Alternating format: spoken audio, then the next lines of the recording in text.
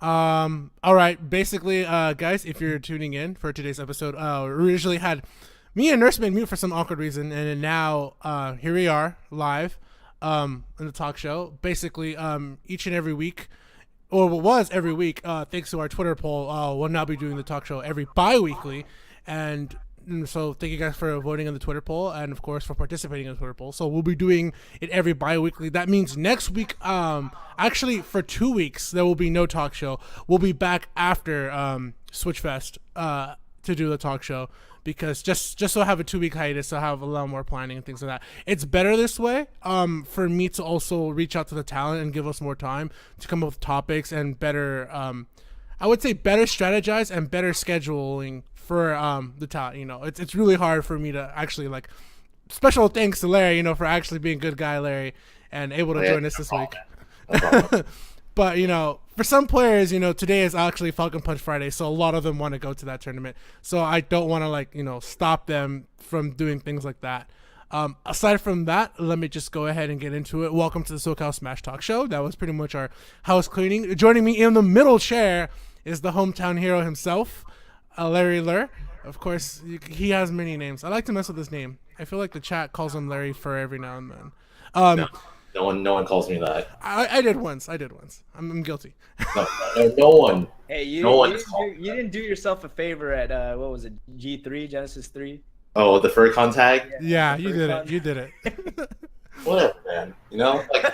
Sometimes you have to go out there and show people that you're willing to support them, even if you don't believe in what they believe in. I agree. And of course, joining me on the right of Larry Lurr, the very ecstatic, the very charismatic, the Hispanic heartthrob himself, Nursemaid. Welcome back to the show, man. Hey, how you doing?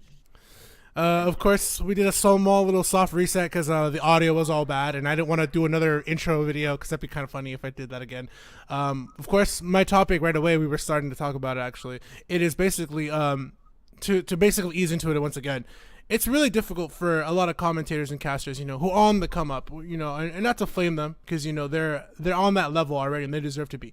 Larry was doing his research in the background for a minute, so shout outs to him. But where not everybody is to the same level as TK and EE, where they have sponsors that help them fly out, to several tournaments and things like that.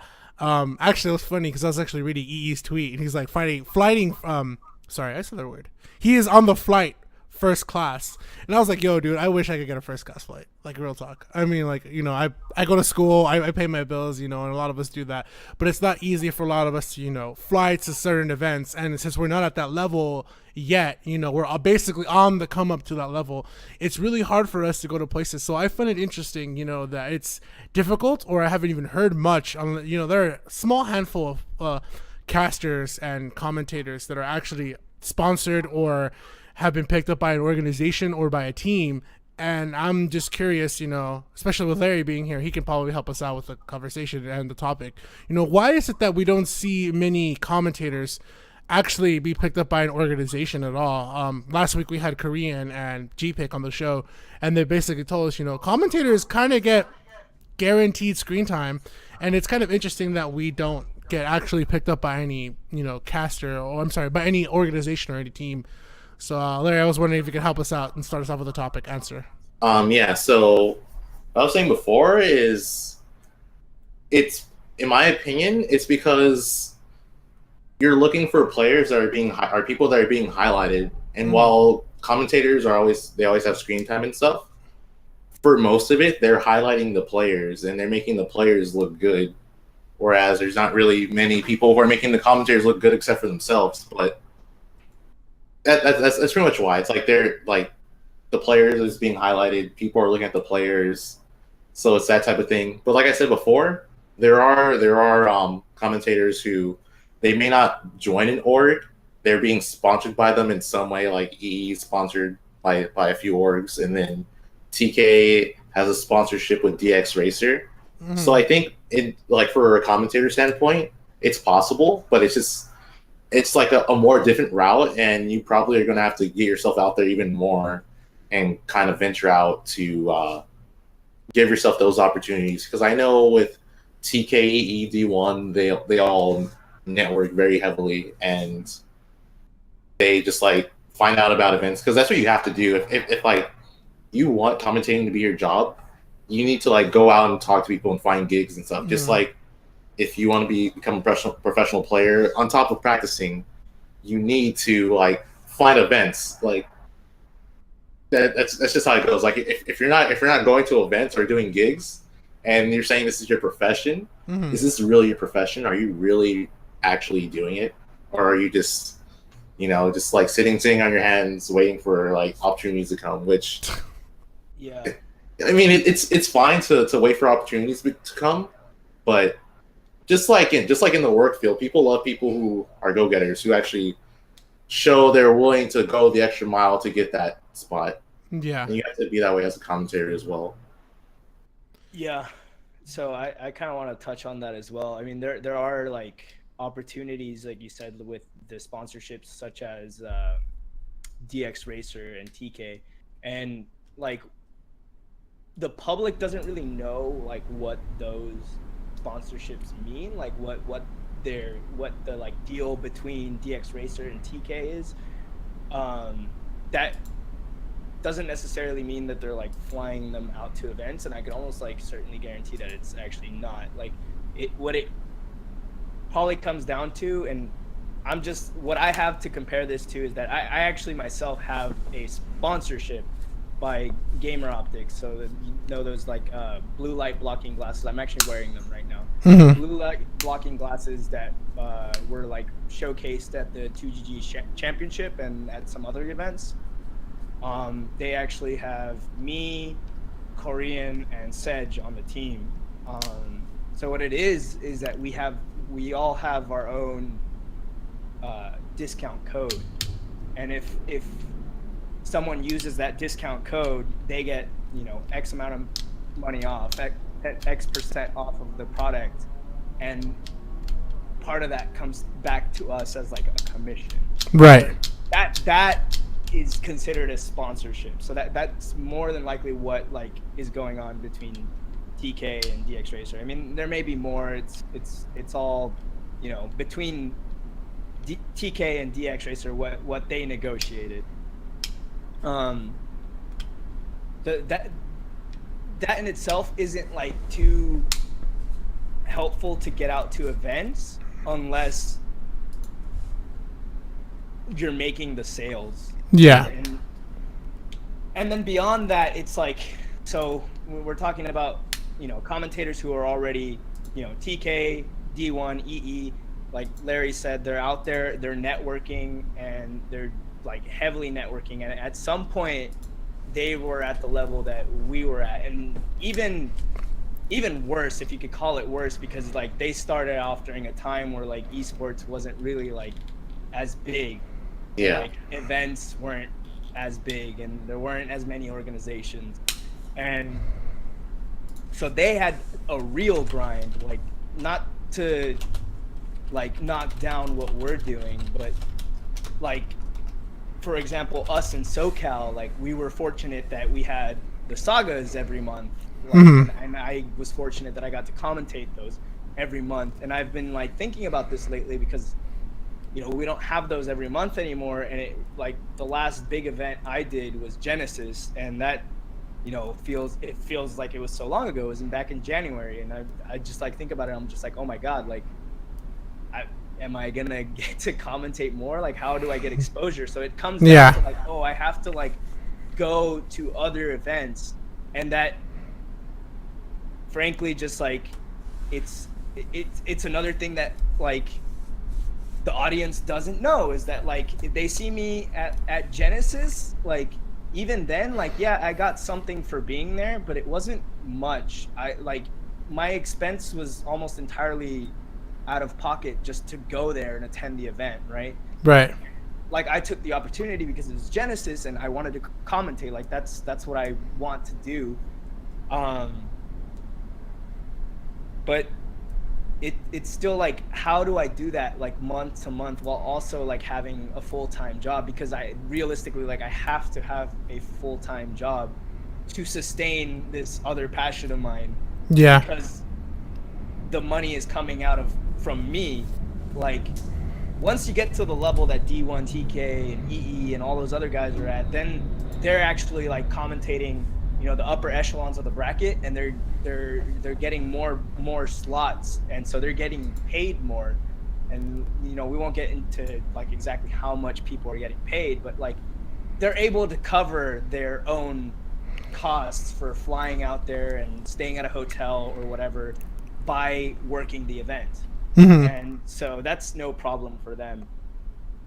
But for us, it's a little bit more difficult, and it comes down to like you have to go in the negative to like go to certain events, and it's like not always possible. Like I was really gung-ho at the beginning of this year, like, oh yeah, I'm like gonna apply to everything and I'm gonna go to everything, and like, you know, a month or two passed and I'm just like, all right, now I have to be like selective about where I want to go and what I want to do. And you know, I made the decision to go to Frostbite. Like I booked my flight and everything for Frostbite, despite not knowing like what if I was going to be on commentary or not. And I figured like I'm gonna take this chance, and even if I don't end up on commentary, like I have to go out there and I have to go meet people from that scene and meet like the organizations behind that event and the people who are like working that event, and which I did. Like I went and talked to a lot of people, met a lot of people, and I felt really good about it. And it turns out like I saw Vaseth at Genesis, and he mentioned that like me and a couple of the other SoCal commentators were actually like, we made the cut to be on the Frostbite team. And this is something different that like not every event does, that we made the cut to be on the Frostbite commentary roster, but they extended the offer first to like local commentators and commentators whose regions like had more attendance at the event, which I think is fair. I mean, not a lot of events do it, but I thought it was fair. People that I've talked to think that's like a little weird, and like it should just go to like whoever the best commentators are, right? But yeah. But then at that point, it's like, well, then, you know, people like us are never gonna get slots because it's always gonna go to the same people. Like, that's what I kind of feel sometimes. Not to cut you off or anything, but like that's, I like that room that we can all have a chance. Here in SoCal, you know, I'm blessed, like you said, I'm blessed 2GG exists, you know, and that allows me, like a lot of people have seen me from MSM and Hat and several other events, and that allows in turn for me to be noticed. At the same time, though, I felt that like, yeah, it would be nice if we had like a set amount of people. Hold on, I can hear like an echo in the background if anybody has me on volume. Sorry. But it's cool. Like I understand if they want to have like a set amount of people, you know, to do that. At the same time, it also doesn't allow room for anybody to get in. Don't quote me 100% because I don't remember exactly what he said. And it does hurt my heart a little bit because I am a huge fan of just about like these three. You guys all being one of them, but when Stride says, you know, he didn't want to do commentary anymore, it was because he felt, I think he said, if I can find it on Twitter perfectly, it's because he said he didn't find room to grow anymore. He doesn't see room to, you know, be on there. Am I right? Is that? Correct me if I'm wrong.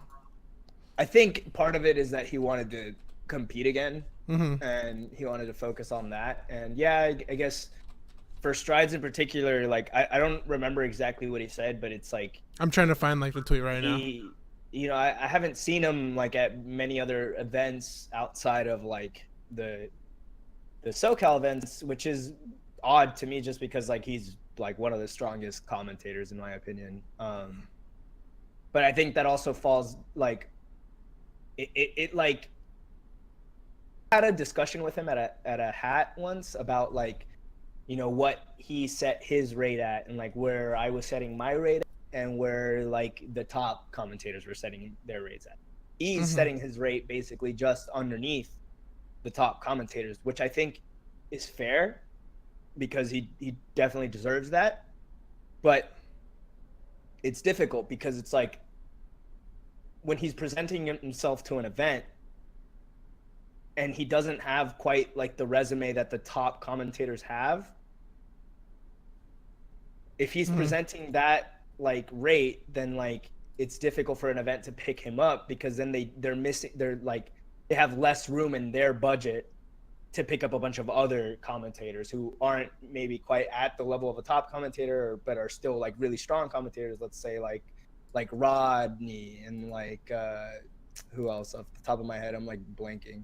You know, like yeah, Aussie, like Korean, all those guys. Yeah. Rosalina, like there's a lot of good commentators. Yeah. Good commentators. Oh, it's difficult. Yeah, I see. Okay, so his original tweet, I was able to find it. So originally I quit commentary for 2 reasons. I didn't feel motivated to, and I didn't see any room for growth.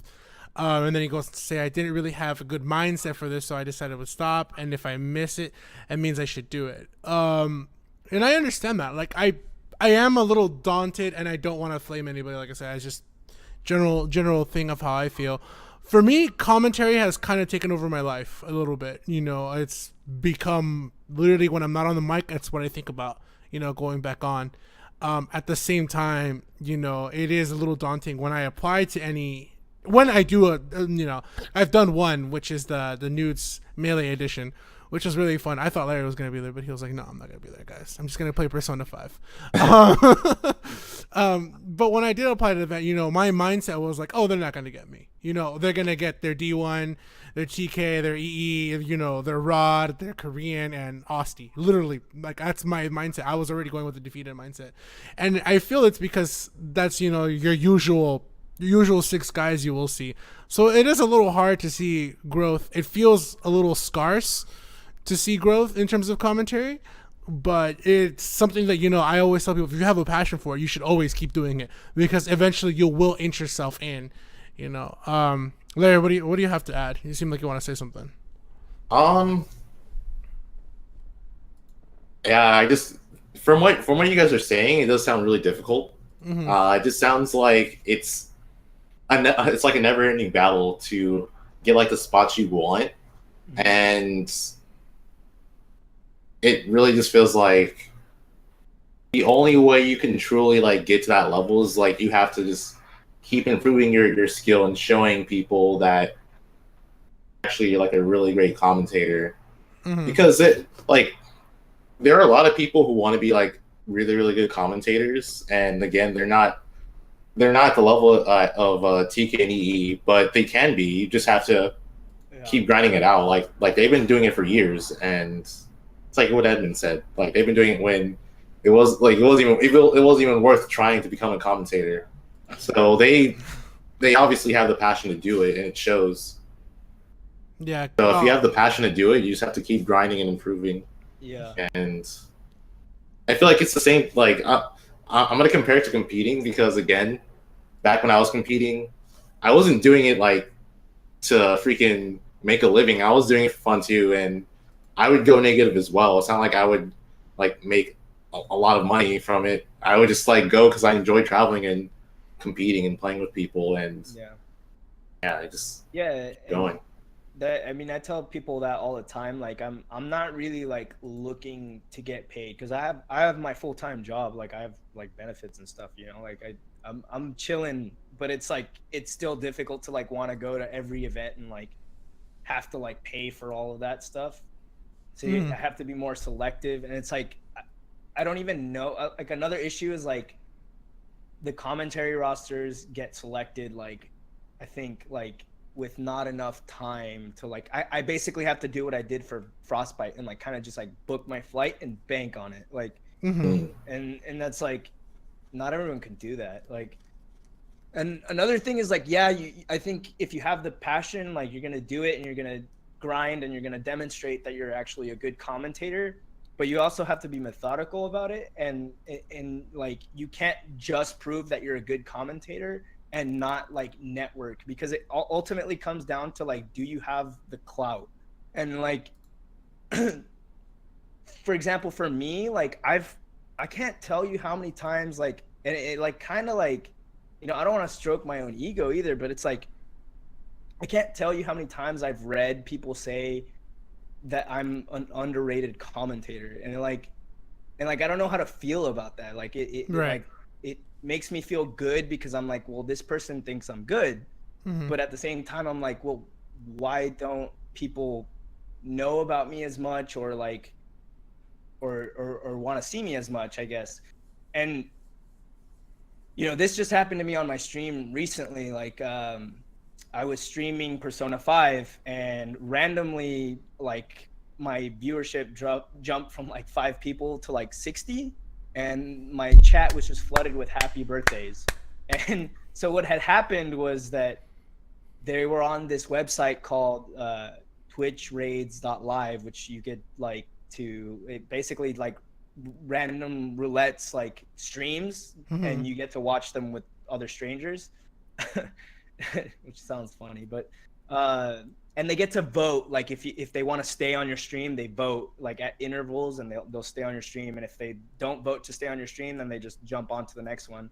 But so I took that opportunity to kind of say, like, introduce myself. I'm playing Persona 5, like I'm not playing Smash. I'm like, oh hey, like what's up, like I'm a Smash Bros commentator, like.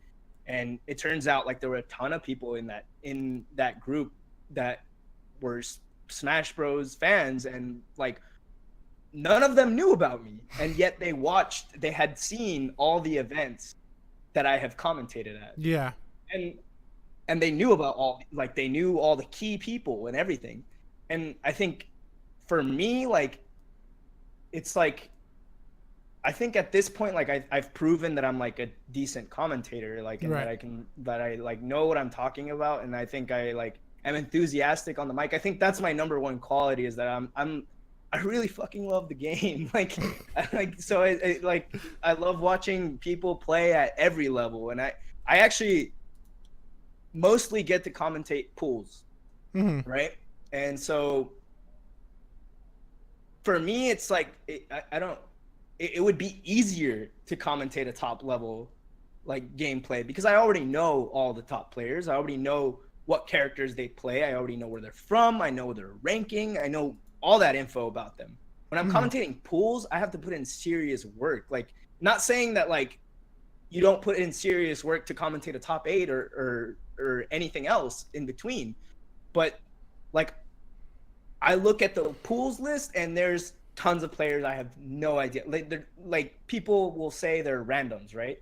But you start to dig into it, and you find out like, oh, this player randomly has a win on the Xax, or this player is like a TO. So like those are things that I like to highlight when I'm commentating at that level. Like, hey, like this player is on the screen. Maybe he's not he's not a full-time competitor. He TOs at his local like college or whatever. Yeah. So I like to give personality to the players, and also, at that level, then you're actually trying to like more like hypothesize on why like certain errors are happening, or what they could be doing better. Because at the top level, then like you can almost expect the players to just like do what they're supposed to do.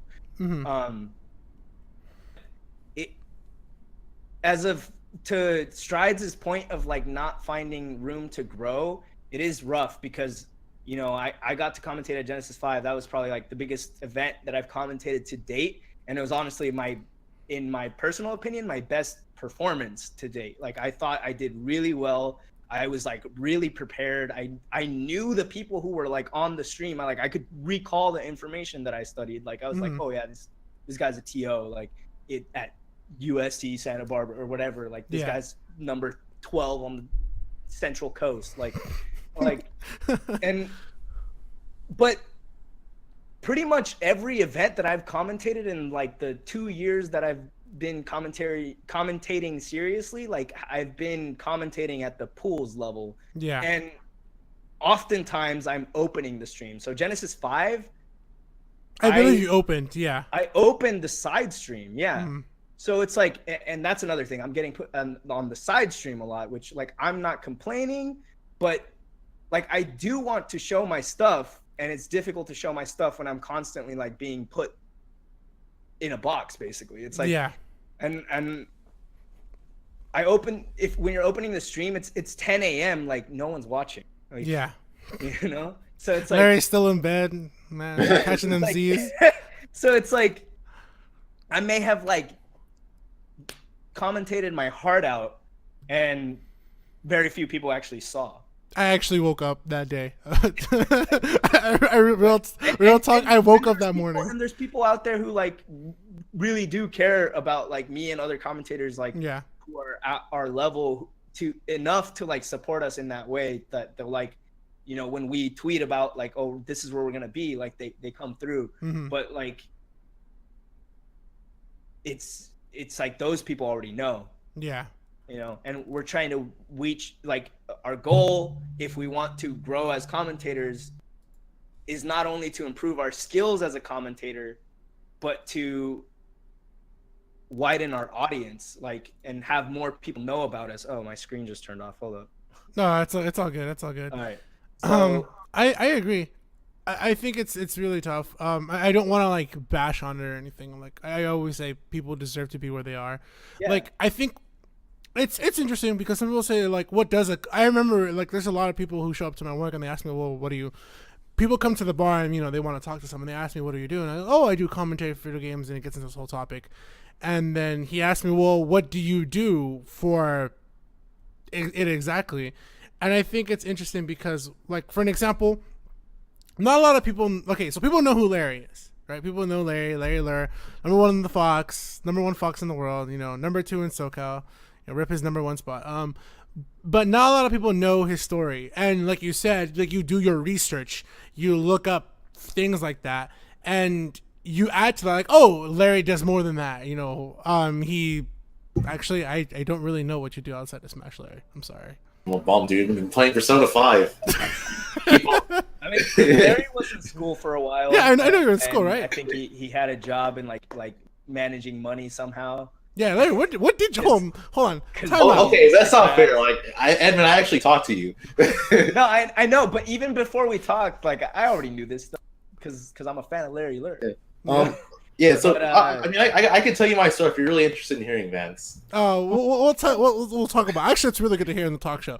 But what did you do? Were you an accountant? So pretty much, I was going to school for accounting. Mm-hmm. And I was also working as a bookkeeper part-time. Mm-hmm. So I bookkeeped while I was going to tournaments, and it got to a point where I was making more money than doing bookkeeping. So I quit doing bookkeeping. And then I was still going to school and then going to tournaments. And I had one semester left until I graduated. And I decided to like hold off graduating and just focus on Smash. Mm-hmm. That's kind of where I'm out of the same boat. And here's another interesting fact. Before that, I was working 3 jobs. Before that, I was working 3 jobs and going to school and also going to tournaments. This is like during the Brawl days. Dang. That's the real hustle. Yeah, that's the real hustle, dude. I've only worked 2 jobs before. And now I'm a lazy bum. Just plays Persona 5. And Smash. I remember like at Fire and Dice, man, me and Adam were talking about like Larry doesn't exist. He doesn't play Smash. He's a professional Splatoon 2 streamer. You know, Larry's just a meme. He's a unicorn. But yeah, like we add to that. Like we know who Larry is. So like, you know, I feel as we go on, I hope we get representatives, you know, like out of all of us, you know, they'll go like, okay, that's Nursemaid or that's Vance, you know, he knows who Larry is or he knows most of SoCal. So let's put a SoCal person on commentary with a person from the Midwest because there's a lot of Midwest players, you know, things like that. I hope they better structure. I feel that they should also reach out to certain players and say like, hey, who do you think is best for the mic, you know, as well, because that also helps. You know, some players also help us out as we help out, you know, show out their real side and things like that. Yeah, and that's actually why I think what Frostbite did was also cool, because it's like they extended the offer first to the people who like had the commentators from regions that had more attendance. And that makes a whole lot of sense to me because you have commentators who actually know the players from those regions and can talk about those players. Whereas like if I'm on the mic and there's a bunch of Midwest players, like, I mean, I'll do my research, but I don't know everyone, like, especially not like the less notable people, right? But yeah, I think it all comes down to a matter of like tournament organizers, commentary like organizers, and just organizations just learning. This is all very new still. Mm-hmm. And so not everyone knows how to organize a commentary list yet, like or schedule like commentators in a way that's like, oh, okay, like let's get these two together because they're going to be on during a time where these players are on, or like, like these guys are good all-arounders, so we're going to put them in top 16, top 8. Like it's still learning. And truth is, like, the top commentators, they've got a huge like head start as well too. Yeah. Yeah. I feel like, go on, Larry. So something I want to add to what Nursemaid was saying. So yeah, what Frostbite did was good, but I guess a question that a lot of people might ask themselves is it worth putting on someone who may know the players more, or should I put on someone who or should I put on a commentator that people just already know, or that I think is going to do a good job? Because even if someone does know a player, that commentary could just be like not that good. Right. Like, that's just the truth. Like, there are a lot of people who commentate, and I'm not going to throw out names, but not every single commentary is good. Like, that's just the honest truth. Is mine good? Don't answer that because it was another thought that I had. When I said earlier that, well, it comes down to how much clout you have, and there are commentators. It comes down to like how you market yourself. There are like, I feel, and without naming names, of course, like commentators that I feel are like not that strong, but they're super highly visible because they networked and they're constantly with the right people like all the time, and so people know who they are. Yeah. And then like to add on top of that, so because of like how much clout they're getting, there are people who will attend streams just to watch them commentate. Like, I'm sure some people may not even know anything about Smash, but like, oh, this person's commentating. Well, I love hearing him talk about things, so I'm gonna hear him talk about this game I don't know anything about. Yeah. I don't want to like add on more to that because it's gonna be a Jenga game at that point. But that is true. I think as we go on in the lifespan, I think, like, for an example, I think me and a lot of the Smash 4 commentators will have a small edge because when we move on to Smash 5, like, we will have come from another game. It's really difficult if you look at, like, I was talking to Sedge and he told me a lot of things about, networking and things like that. He also, shared, like, it's kind of like voice acting. A lot of people, if you look at voice acting, who's the number one voice you hear all the time on like every anime? Johnny Young Bosch, Steve Bloom. You get those guys. They've been doing it for such a long time that they're kind of the standard. There's probably a new guy who's really, really good, who's really done his job. But it feels like until those guys have retired or, hopefully not soon, but until those guys retire or they pass away, the guy who's probably pretty good, he's not going to get a big slot as like, the head of an anime. It's going to go to those guys who are traditionally have already been an established name.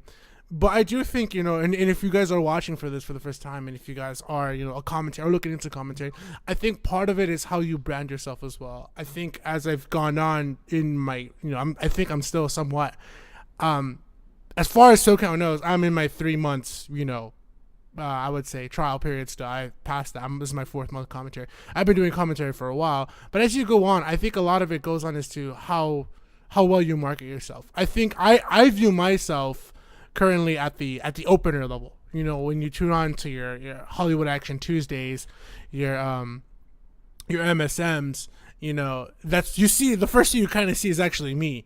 And I feel like at the current level, I would rate myself as an opener, versus Nursemaid, who's probably someone like, okay, late pools, and I think that's how, if we were to put us all on a level, I think that's where we would be at in a sense.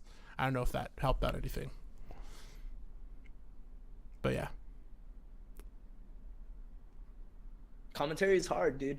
Like, people, it's bothersome because I like to, like, I just want to talk about some general commentary things now. It's like bothersome to see people like rag on commentators in Twitch chat. Obviously, you can't get like too tilted about what Twitch chat is saying. Yeah, it is Twitch chat.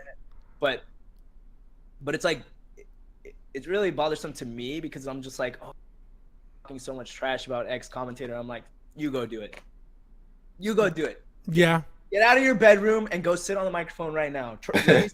Like, I actually, to add to that, like that's people act like it's not work. Like we're not like putting any effort into it. Like we're not like doing anything off the screen to like get better. You know? Yeah. I wanted to add to that. That was my. I'm not going to name a name. I'm not, because that's unfair. That's what I actually said about someone. Everyone. That's what I actually said about someone. I remember. I don't want to say a name. It's nobody in SoCal. I was no spoilers. Nobody in SoCal. I love you guys all all equally. But I remember I said that. I said that about a certain commentator, and I was like, you know what? I'm gonna go out there again, and just do as much work as I can. And hopefully I'll end up better than this person because I think I could be better for the job. And if you do think that, kudos to you, actually get out there. But it's not an easy job, I think. It's not easy. I hope that in the future, as we head towards esports, Larry, I hope you never retire. Honestly, you're just too fun. I mean, I feel like if I actually retire from playing, I'd probably just do something else involving like Smash at this point. Yeah. I think we'll see you as an analyst. You look at a lot of like professional sports. Even some of the retired players, they actually end up being on the analyst desk, or actually even doing commentary. If you look at football, baseball, basketball, especially basketball, I mean, I've seen Kobe be on the analyst desk a few times. So that makes sense. Especially for someone like you who's been, a veteran of the game, 2 games, actually 3 games, because a lot of people may not know you were PR'd in Melee at some time. Yep. And of course, we'll go ahead and we'll talk about that more because I think that's going to be our community topic because nobody had a community topic. We'll go into your background. But yeah, I think as we move on, we will find more of a restructuring for conversation. And I hope TOs do kind of see opportunities to also understand that there's the bigger guys, but also understand the new up-and-comers and give them a chance. Or, in a sense, also give us a chance. I feel like this topic was really, really good, but also kind of like a general overview, but also like a slight rant, especially for me and for a lot of us. I mean, I feel very strongly about everything that we're talking about. Yeah, I do too. I know Larry is like, oh man, I'm just a Fox guy out here getting hit by Bayo. I mean, I obviously don't feel strongly about the topic as you two do because I can't say I know like I can't experience it from your shoes, but like as a player I can understand to an extent. I mean, they're comparable, like. Yes. Yeah, I agree. If Pluto's like back there, I hope he hears this because I freaking missed that guy on the commentary. But dude, I don't even know if Pluto's home. Oh dang, you didn't even bother to check. It's just but that allows us to move on to our next topic, which I feel like I don't know who should go next. We structured this a little bit, but I feel that this allows us to move into our next topic from Nursemaid. Yeah, go on. I could go. I feel like my topic is like it's pretty. I don't think it'll be as like big as like the previous one. I think it's pretty short, so it'll be like a good intermission topic ish thing. I'm a Bob. Anyways, my topic is: do you think Smash 4 will die when Smash 5 comes out? And I guess who wants to start? That all depends. Like we don't even know for a fact like what Smash Switch is, right? Like I want to believe that it's a new game, and like new game to me could mean the same base engine with like modified mechanics. Like that to me, modified mechanics would change the game to me, anyways. And like addition of new characters. Or I mean, and then you start to go into like reworking move sets. Then it's like definitely a new game. Yeah. But I think either way, whether it's assuming it's a new game, I don't think we're gonna see like what we saw with Melee, where Melee is still around, moving into Brawl, and like I mean, people don't really like play Brawl competitively as much anymore. I mean, I've seen like a few tournaments here and there in the past year or two, but Smash 4 came out and everyone transitioned over, and I think at this point, like, given that Smash on the Switch is new and good, like it has to be an improvement, or at least like fun enough for people to stay on Smash Switch. Because if people go on to Smash Switch, like I think everyone's gonna move over from Smash 4 to Smash Switch. But if most people don't really enjoy Smash Switch like more or as much as Smash 4, then they're gonna move back to Smash 4. And I think at that point, like Smash Switch is still gonna be there because it's the new game and it's like gonna be the one that Nintendo's pushing. And I believe that there's gonna be like developer support as well. Like that's just kind of like, that's my guess anyways. Like that there's gonna be a lot more involvement from Nintendo, and at the events as well. And so people are still gonna be playing Smash Switch, but it's gonna be split. Like there's gonna be a group of people, like if Smash Switch is not better or as good as 4, then there's gonna be a divide between the two. But if it's just as good or better, then like I don't see a reason why people would stick around on Smash 4, because it also would stunt growth, I think, for the community, because no one's gonna like, say a new Smash Bros player that already has like Smash, or a new Smash Bros player that got Smash Bros on the Switch, and they find out about the tournament scene and they want to start competing. If Smash 4 was like somehow still the main game, like that people play competitively, like no one who already has a Switch is gonna want to buy a Wii U and Smash 4. Like, and think about what that entails as well. Like they're gonna have to find a used Wii U somewhere. Like, find, like I mean, it shouldn't be that hard, but it's still not like, oh, I can go buy this brand new console, or just buy the game for this. Like, so I think, regardless of like what the game, like what happens with the game, whether it's good or not, or like what changes are made, like I think everyone's going to move on to Smash Switch, primarily because of the support that I'm hoping for and speculating is going to be there from Nintendo and like other organizations. Yeah, I feel like this is a great topic too. It's okay to look at the history, and I want to look at some facts here. And Larry, you can help with this out because you probably know a little bit more than I do.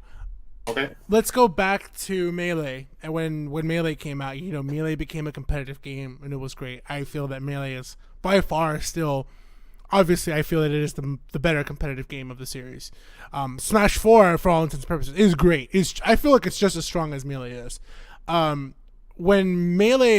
Brawl came out, there was that Melee was so great. We even saw the documentary. Melee is so great, Brawl's going to be the next best thing. Brawl is just going to be Melee 2 with more characters and more stages. And it kind of wasn't. And the one thing that allowed people to kind of slowly move on to Brawl was the Wii was also supported for GameCube games, and that allowed a slight transition, like, hey, you don't have to carry your GameCube anymore. You can have your Wii, because we also do, backwards compatibility. That divided the community, where Brawl was still a great game to some, but Melee was the better of the two. And when Smash 4 came out, the Brawl community, I feel, pretty much had enough of Meta Knight at the time. If I remember the story broke out, like Meta Knight was banned, and then a lot of people were happy, but then people were like, no, that alienates a lot of people that made Meta Knight, that they can't go to tournaments anymore, so let's unban him. And then it didn't even matter, because right around the corner was pretty much Smash for Wii U, and then everybody pretty much left Melee. Everyone pretty much left Brawl. and the Brawl community just became the Smash 4 community because of that, pretty much the frustration with what was the meta of Brawl. And I feel like we're at the peak point of the meta of Smash 4, where the majority of the community is already frustrated with Bayo and Cloud. They want to go back to vanilla in a sense, And I feel that because of their frustration with those characters, we're going to see a possible chance of the death of Smash 4 and the rise of Smash 5. I don't know. What do you think? I could be wrong with this whole timeline thing. Okay, so it's, in my opinion, it's different. Mm-hmm. So regarding the Bayo thing, it's Bayo in singles and Cloud in doubles. That's what people hate. People don't really hate Cloud in singles that much. But the difference between, in my opinion, the difference between Bayonetta and Meta Knight is that for Brawl, there are like a lot of like mid to high level Meta Knights that were dominant in their region and they were just taking over. Whereas in Smash 4, it's just the top players that are like becoming dominant with Bayonetta. Like there are like other people who are using Bayonetta getting results, but it's not like as polarizing as it was in Brawl, where it's like in Brawl, literally you saw like a lot of Meta Knights in top 8, and then you go to top 16, you see people who use Meta Knight and co-main someone else, and then you just keep going. There's like a lot of Meta Knights. Whereas with Bayonetta, there are some dominant Bayonettas, but I don't think it'll ever get to the point where like a vast majority of top or high level players have a Bayonetta. Yeah. Also, I want to add something else. So, with Melee going on to Brawl, this is just my opinion. It's like an unrelated topic, but I think that if Smash 4 came out, like if it was Melee to Smash 4, I think Melee would have died. You think that's interesting. Wow. I agree with you. So with Brawl, Brawl was much slower than Melee, and the mechanics itself were just they were worse. There were no combos. Yeah. Chain grabs. I think chain grabs were probably the only thing, right? I mean, okay, there were combos, but like it wasn't as like combo heavy as Melee. Whereas with Smash 4, there are combos, and then like it's different from Melee. But I think it would pique enough interest that other people would want to play it, and that would potentially kill Melee. The game is fast enough too. Yeah. I remember this was the argument that we had. Not argument. I'm sorry. This was the topic we had last week. I felt that the meta for Brawl was a giant snooze cruise. Like, what was it? 3-stock or 4-stock? Brawl's 3-stock. 3-stock. Yeah. Like, I feel like Brawl should have been a 2-stock game, and Smash 4 should have been a 3-stock game. Because Brawl, it was just like Meta Knight up airs and flies for eternity, and then he waits for you to mess up, and then he kills you within like 30 seconds, and that's it. Like, literally, I remember, like, you look at some of the greatest sets in Brawl history, minus one of yours, Larry, but like, it's like an hour long. It's one of my favorites. I don't watch it as often, but I remember watching it. Was Mewtwo King versus Salem. That's an hour long set. Really long. Yeah, that's an hour. It was awesome though, because like Melee, Salem was like breaking the ground with a character people thought was irrelevant, and that's what made it exciting. But you look at like I can't remember who I watched. I think it was like Anti versus someone else. That set was 45 minutes. And I'm like, this is cool, but I'm like, I would just fast forward the video because I'm like, I want to see who just wins. I'm done. Like, it's too long. I like the game, but like, this is a snooze cruise. It's interesting that you say that because I feel that the Melee community probably would have moved over if Brawl was Smash 4. Not Brawl being Brawl, but Brawl was Smash 4 instead. And that's interesting that you said that because that adds a lot of questions. Well, okay, this is why. So you're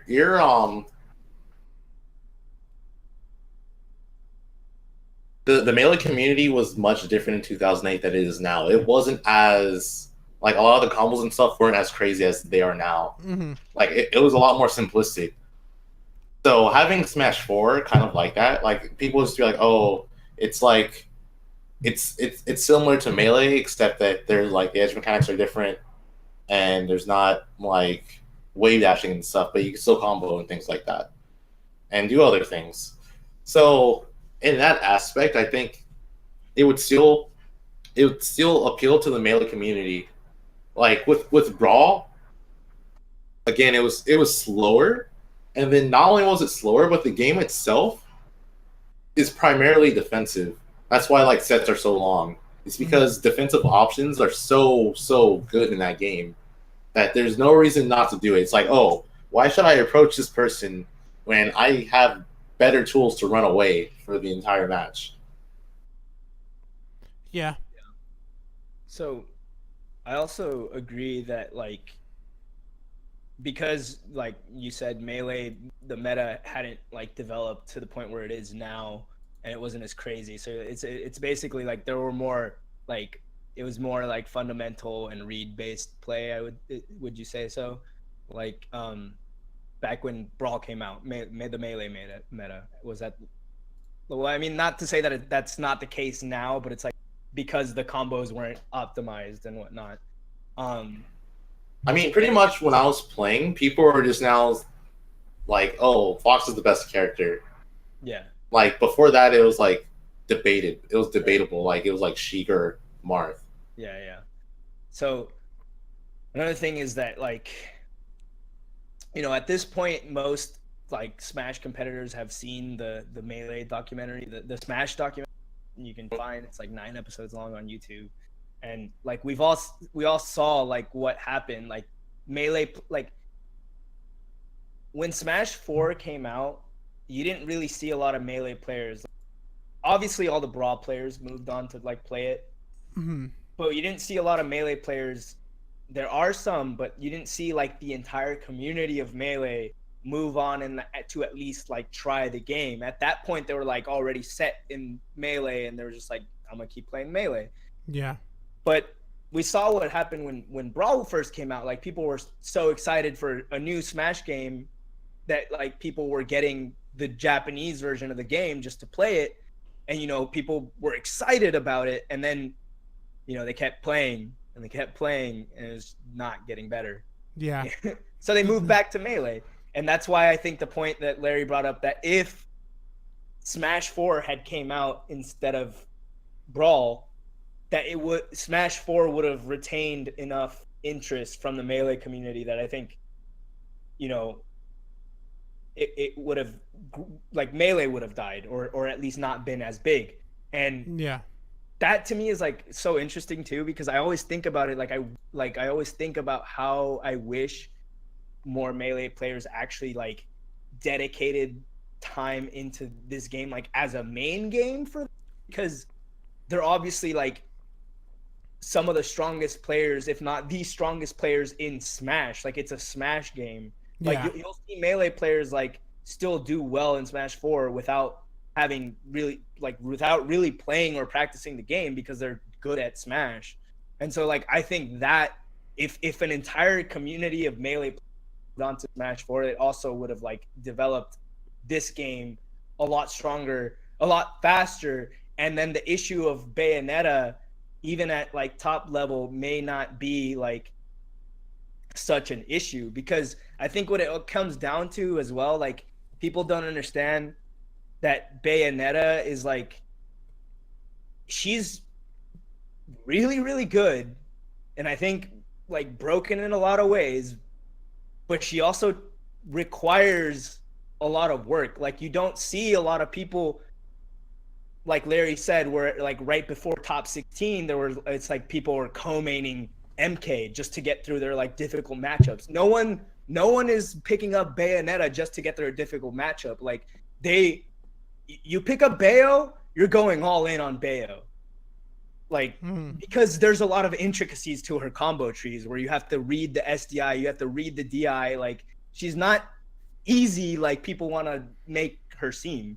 And ultimately, I think people are frustrated and they're excited for Smash 5 because they're excited to like not deal with Bayonetta if she gets nerfed or whatever. But ultimately, I think it's still people are not putting in the work that they need to. They're not willing to put in the work that they need to actually like combat these characters. Yeah, and that's actually something I'll give the Melee players. So there's something you said, Evan. It's like partly I agree and partly I disagree. So I believe that if more Melee players played Smash 4, a lot of them wouldn't be top players in that game, primarily because Melee is such a... It's like, in my opinion, it's like Marvel vs. Capcom, or Marvel vs. Capcom 2, where like it heavily rewards people who like know the most tricks, or like they have the most work ethic, so they just like know the most things about scenarios and stuff like that. But in Smash 4, there are scenarios, of course, but a lot of them are a lot more simplistic. It's like more neutral based rather than do you know how to combat this? No, you lose. That's what I feel like Melee is. It's like, do you know how to beat what I'm doing to you? Oh, you don't, you lose.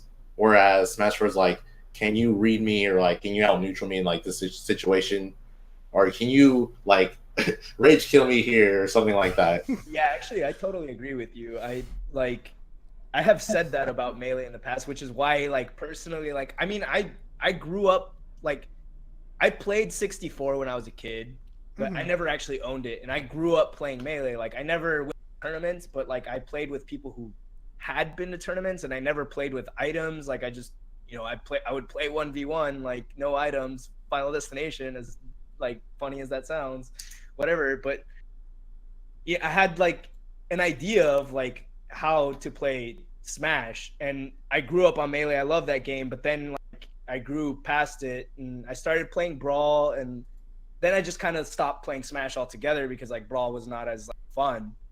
Yeah.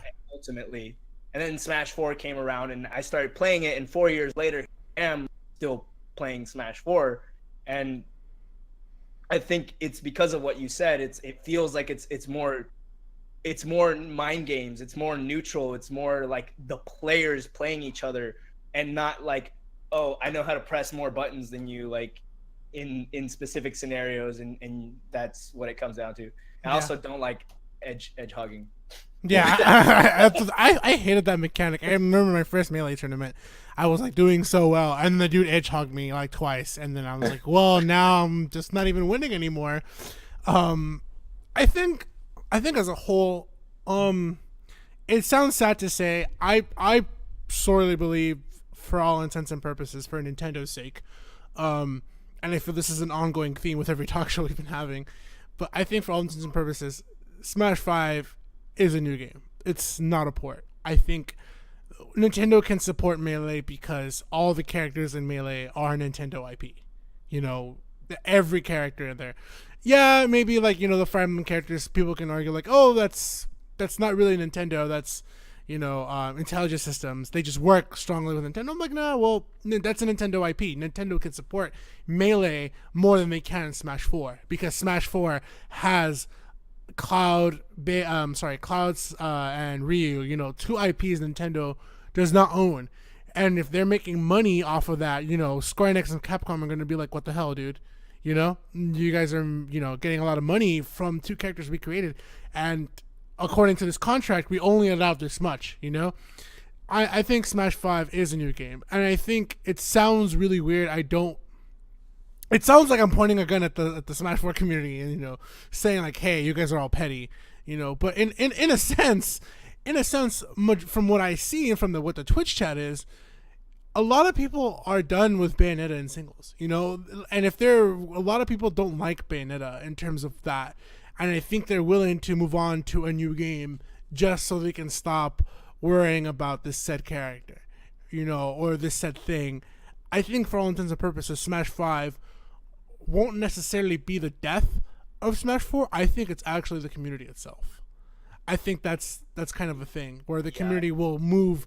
It's not the game being better, I think, or it might be, you know, we never know, but I think it's the community itself wanting to move. Because for me, I I wanted to play Melee so much. Oh, I love Melee. You know, I enjoy it.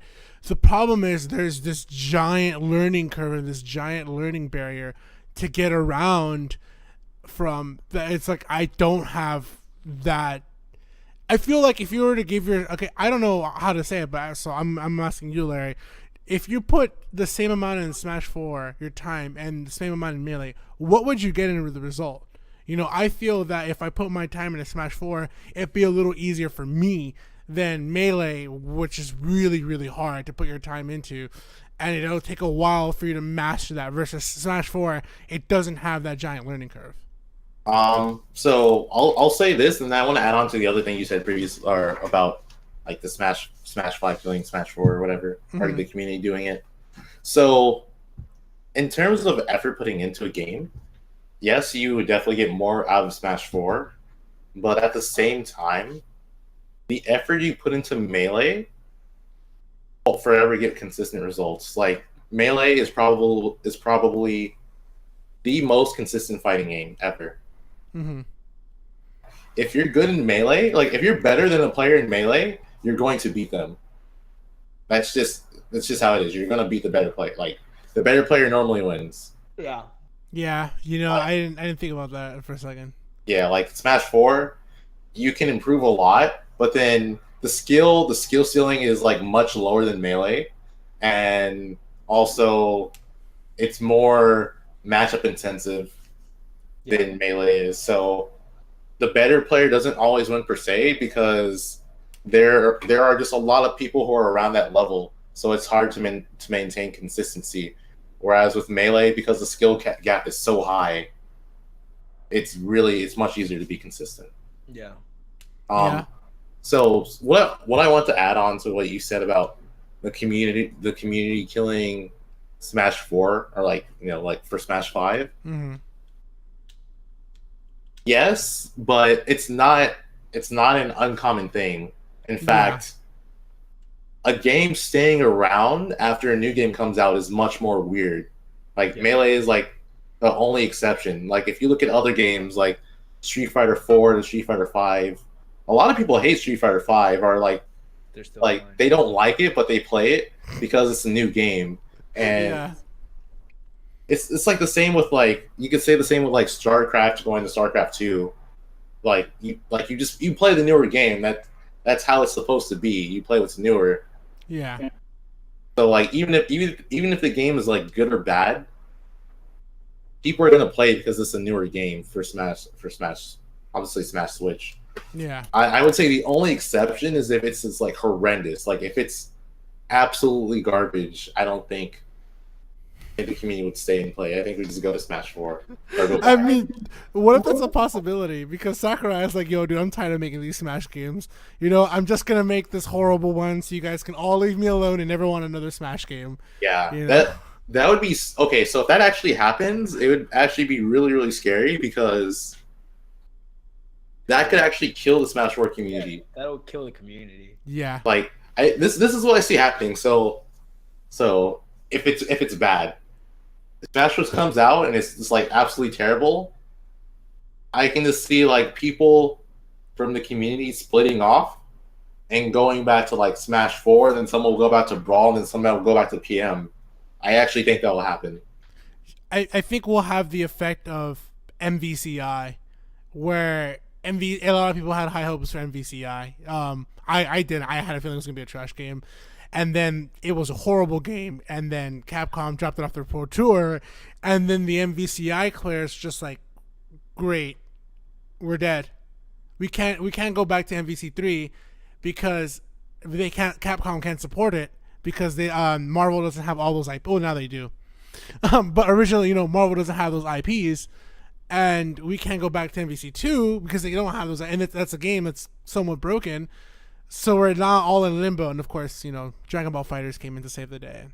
See, but I think it'll be different for Smash. I think like the community will actually go back to those games because we're not getting support from Nintendo anyway. So why does that matter? Yeah, it goes back to the community itself, and in that turn, it is with special thanks to organizations like 2GG and ESA who like have kind of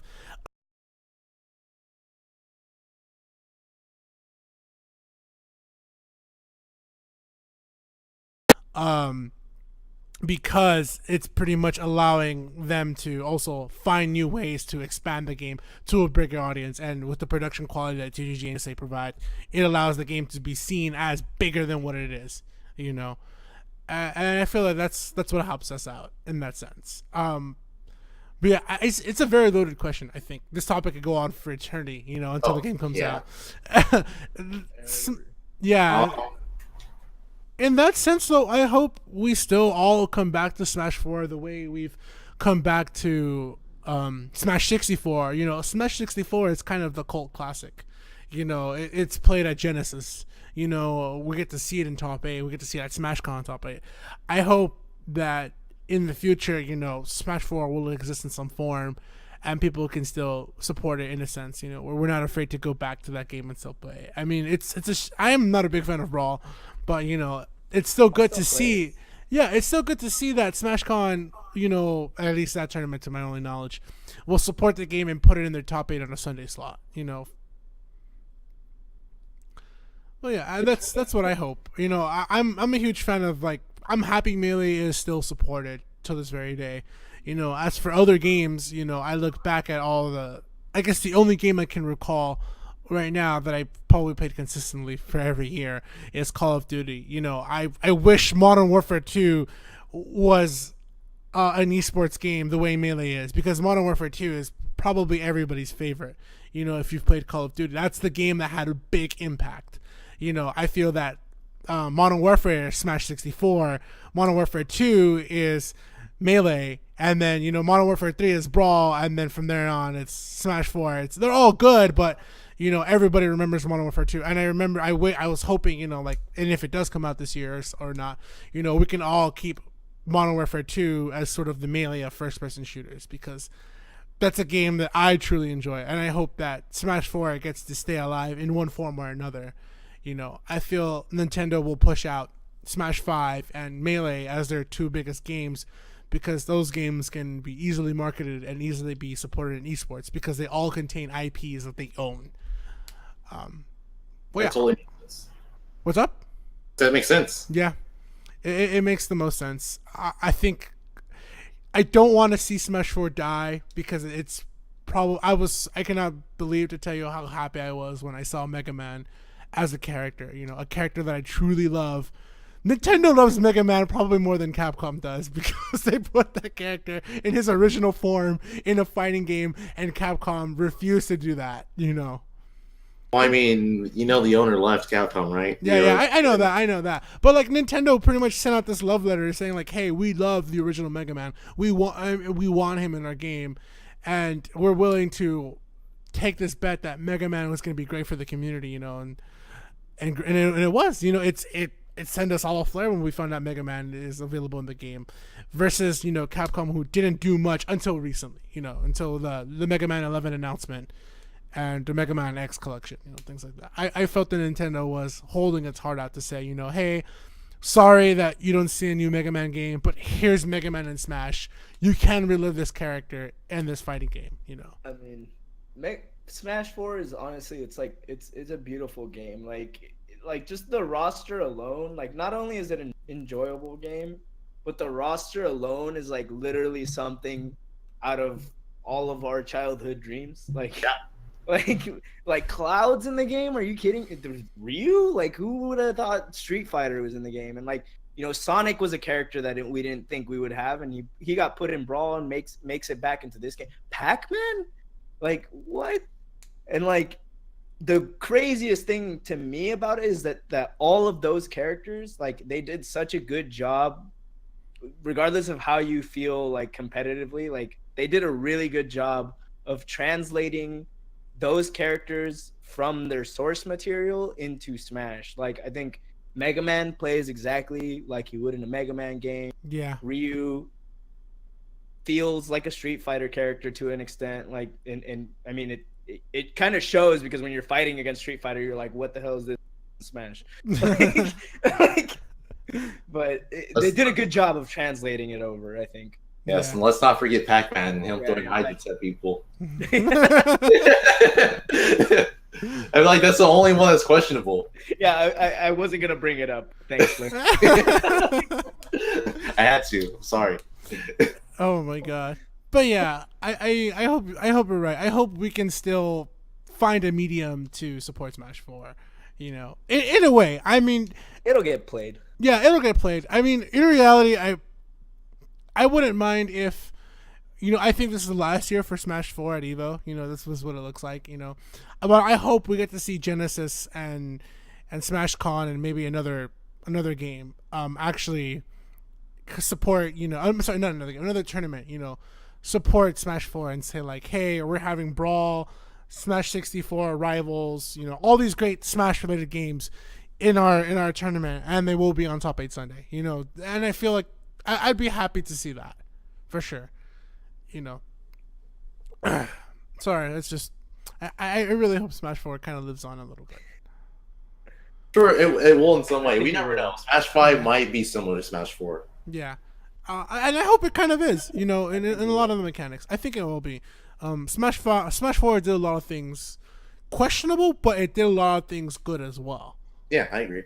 It goes back to also like what we said about, you know, if Smash 4 had come out after Melee, that like more people would have been like moving on to Smash 4, because the game, like, even though it wasn't exactly the same, it was like, you know, there's no wave dashing, the ledge mechanics are a little bit different, but it's like similar enough with the combos and everything, that they're gonna want to make Smash Switch similar to Smash 4, because they know they need to get the community of Smash 4 on board. So yeah, I feel that that's to do that is to ease, like, you know, ease them into a new game that's like the old game but somehow fresh. Yeah, I think it's good because I feel personally that Sakurai has been like sitting in the dark corner, you know, with his notepad, taking notes on Smash 4 and saying like, okay, I put Rage in the game. It's horrible because somebody can be winning and come back with Rage. Okay, next game, I'm going to change that up. And I feel like Smash 5 is the game Sakurai wanted to make originally. But, you know, given the constraints, you know, I feel like Smash 4, it sounds weird, but like I feel that Smash 5 will be all the things Sakurai wanted to fix, but didn't have time. It's like the analogy of like, I always believed that the Wii U was a prototype console, and then when I saw the Switch, I was like, oh yeah, we were bamboozled. We were all guinea pigs. Like, yeah, they were just studying us to see what they were gonna do with the next one. Yeah, and I feel that Sakurai kind of did that as well. He was kind of studying us to see what we were doing with Smash 4, and pretty much, yeah. And in reality, Smash 5 is probably going to be a closer game to 4. I hope it is, because it allows, you know, 4 to have that easy transition. And it's because, and if you look at Street Fighter, you know, they're all kind of closely related, like, and Smash 4 and Melee are two games with the same name but very different tech skill. And I feel that Smash 5 has that high chance. And if that's true, I feel that, you know, in a good way, Smash 5 will be the death of 4 in a good way, though. Not in a bad way. I think Smash 4 will have a swan song of a tournament, and we'll always look back at it as being a good time and a great time, and it allowed us to move on to a great game that takes the heart and spirit of it and makes it even better. Yeah. Larry, didn't you say this topic was going to be short? I did, but we also we also have not been talking too much about like Smash Switch like dying. We've been like going off on tangents. Yeah. That tends to happen. That was a really good meme where like you're holding a gun or like a plastic gun. I need that meme right now to be pointed at you. But yeah, it's all great. I think I want to get into Nursemaid's topic because it's also a great topic that allows for this all to transition well. And then, of course, we'll get into the final topic. I guess the honorary community topic, the story of Larry Holland, a.k.a. Larry Lurr. But Nursemaid, what's your topic for this week? So I guess this is just something I don't like have a lot planned. Last time I was here, I didn't really have anything planned as to what to speak. I have ideas of like what it means to me, but it can mean something different to you, and it can mean something different to you as well, and everyone who's watching. Mm-hmm. But are we too esports is the topic, and I think we kind of like have touched on certain elements of that throughout the other two topics. Mm-hmm. Personally, I don't think we're like too esports, because there hasn't, like, especially for Smash, like we haven't been around like long enough, and we haven't really had an overarching like organization that dictates like what we can and can't do. We kind of just like have been molding ourselves into what we think is esports. Mm-hmm. Right? So like, you know, let me put it from a commentary perspective, because like when people say, oh, like esports, it means like, oh, we're not like swearing on the mic. But like, who told us that we couldn't swear on the mic, right? It's just kind of something that we adopted for ourselves, realizing that swearing is going to turn off a certain population, a certain like audience, and they're not going to want to listen to like excessive swearing or and whatnot. Like, but like, so we developed that on our own, to where like, okay, like we want as many people to watch us and ready to like pick us up or like support us and whatnot. Mm-hmm. Even like if we look at the history of it though, it's like FGC in general, and like I'm not gonna claim to be like an expert on this, because like I haven't been a part of the FGC ever really. Like if we can consider Smash a part of it, then I've only been around for 4 years. But from what I know, from what I've like seen in documentaries, FGC and Smash organizations, everything is all very grassroots still. Like we're still kind of just paving our own way. Of course, like FGC now has like there's like games like Street Fighter have like the Capcom Cup and whatnot. But I don't know. It's a really interesting topic. I kind of just want to like see what you guys think as well, because I don't really think there is such a thing as two esports. It's just kind of like what do we want for our community? Mm-hmm. So if I were to say anything, at least in my opinion, I would say that overall Smash isn't esports enough, because there aren't like these like high caliber esports events or anything like that.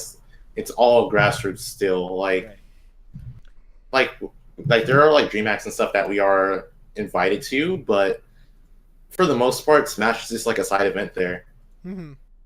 Which, I mean, we have like POW bonuses and stuff. That's great. I'm not gonna complain, but yeah, at the same time, I definitely think that Smash as well as FGC still has room to become more esports. But then the question goes, do you want to become that esports? Because you kind of lose the grassroots feel, and it kind of monopolizes like those type of events. Like you're not going to go to more grassroots events. You're going to go to esports events because it just makes more sense. There's going to be more opportunities for you there, not only as a competitor, but as a commentator. So yeah, why would you choose grassroots over the esports event?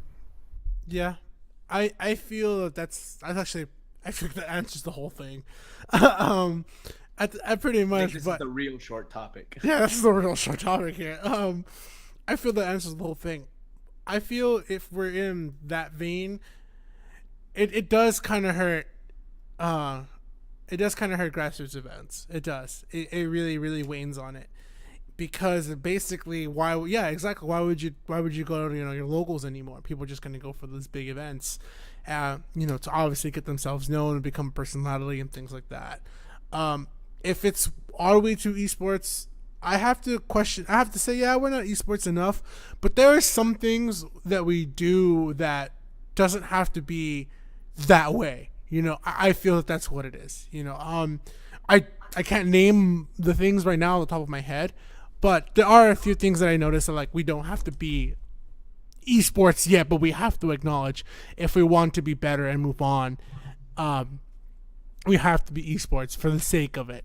If you look at, Evo being the biggest one, it's now pretty much being televised on ESPN2. Not ESPN, but ESPN2. We had Larry on Disney Channel, for crying out loud, and that allows us to move up. That allows the world to see us as what we are. I hope we find the perfect medium of grassroots and esports, because if not, then we start to... It'll be in an interesting area, I think. I don't know what it is going to be at. It's hard, for me, like, I like Overwatch a lot. Like, people ask what do I play aside from Smash Brothers. I play a lot of Blizzard games, but I don't know where I can find my foot in the door to do commentary for Overwatch or Hearthstone, because those games are pretty much esports. So I don't know where I can, essentially ask, like, hey, can I do commentary?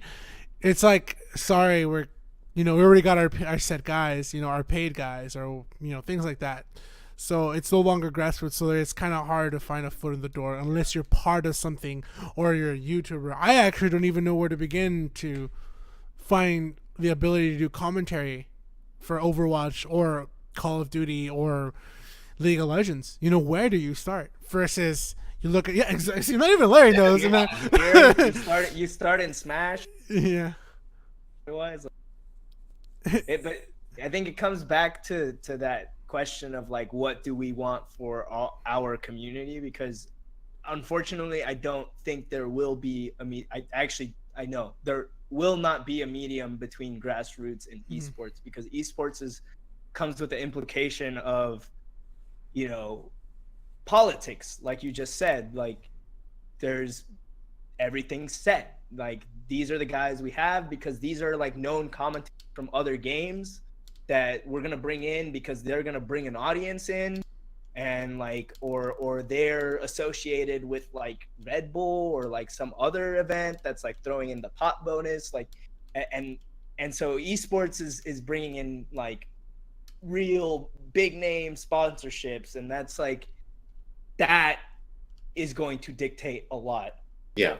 And where we stand right now, it's like everything's on us. Like, we get to decide everything. Yeah. And if we become esports, that's not going to be the case anymore. Yeah. I feel if that's very, very true. I do want us to, I hope to continue to see us, on the big TV, on the big screen, on your ESPN2, hopefully ESPN one day. Because that holds a big value. I look at a really good example that I had to talk to my mom about, because my mom freaks out that I do commentary all the time. But why does she freak out? I don't know, dude. Parents are... Come on, Larry. No, actually, let's take a quick... What is she saying? Like, what... Well, my mom's very Hispanic. She's like, ay, mijo, tú sos tan grande. Mira, necesitas decirle a la gente que tú sos un comentario. Yeah, I was like... My mom wants me to sell it. Like she wants me to go to places. So she's supporting you. That's why I asked. Because when you said she was freaking out, I kind of got the like feeling that you were saying that she wasn't, like, about it. No. So we went to a restaurant, and my mom's like, "Oh, my son does commentary," and blah blah blah blah, and I'm like, "Oh, Jesus Christ, Mom." and then she's like, yeah, and the guy, I guess he was pretty, like, young, our age, and he was like, "Oh, really?" And then actually, this is really funny that you're here, Larry. He's like, "Oh, so you must know Larry Lurr," and I was like, "Yeah, I know who he is," and it just gets so awkward for me. And it's just like, Mom, you don't. And then we went to the Blizzard Arena because I'm like 10 minutes away from it. And my mom's like, "Oh, my son does commentary and blah, blah, blah." And the guy, I kid you not, I feel like he was going to open the door and let me in for free. But I was like, "Mom, stop.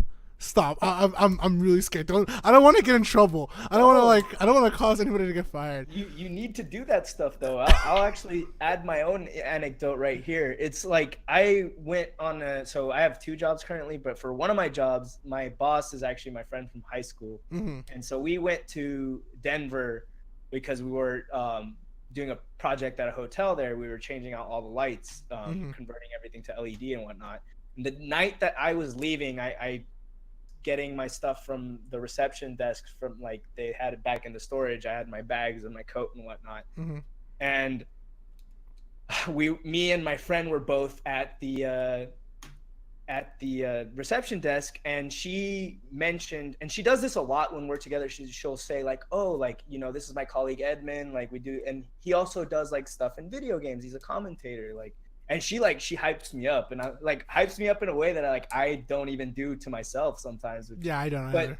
but she like mentioned this to the guy at the reception desk, and because he also saw my Twitch bag as well, and she's like, oh yeah, give him your business card. I was like, all right.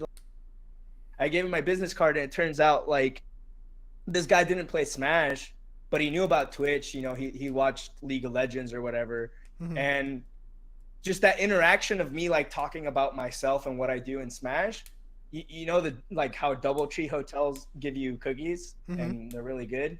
They literally gave me like 10 cookies. You know, and like you didn't even play Smash. Like you just like I was like, damn, like that was a moment where I'm like, I'm esports now. Yeah. Well, what about you, Larry? I want to know your reception. Well, just a little teaser for our last topic. What was your parents' reception like to you being like? So my mom, for like the first, this is gonna sound terrible, for majority of the years I've been playing, I've been telling her, oh yeah, I'm going to this country, or like going for this event. Mm-hmm. She's like, oh, that's cool, have fun. And then when I go to Evo last year, I told my mom, oh, I'm going to be on TV, so you should watch it. And my mom watched Evo on the Disney XD. Yeah. And my mom texted me, it's just like, you've been doing this for all these years? Like, oh, I need to watch more of this. And then she's like, started watching me go to like locals and stuff now. Mm-hmm. That's so awesome. So now she's like, oh man, like, she's like, oh yeah, I really like Nairo and like all these other players. Like she like actually watches consistently now. So yeah, at events. And actually, I want to give her a shout out. Shout out to Dynamo's mom. Like she's so supportive of him. I remember we talked, and then she was like, "Oh yeah, I did Breakthrough 2, like round 1 pulls on stream," and I was like, "You're brave." Like, imagine you, Larry, you drag your mom like, "Hey mom, come watch me live," and then like Champ's like, "Oh yeah, Larry, your mom's gonna be on stream." Like, how do you think your parents are gonna feel? Like, she's a corn main. Yeah, yeah, and it's just gonna be really scary. I actually remember one of the first time I hung out with you, Larry. It was like after a fad, you invited me to go to dinner with you and Pluto across the street at the Thai place. Oh, I remember that place. And then there was like a family that was leaving.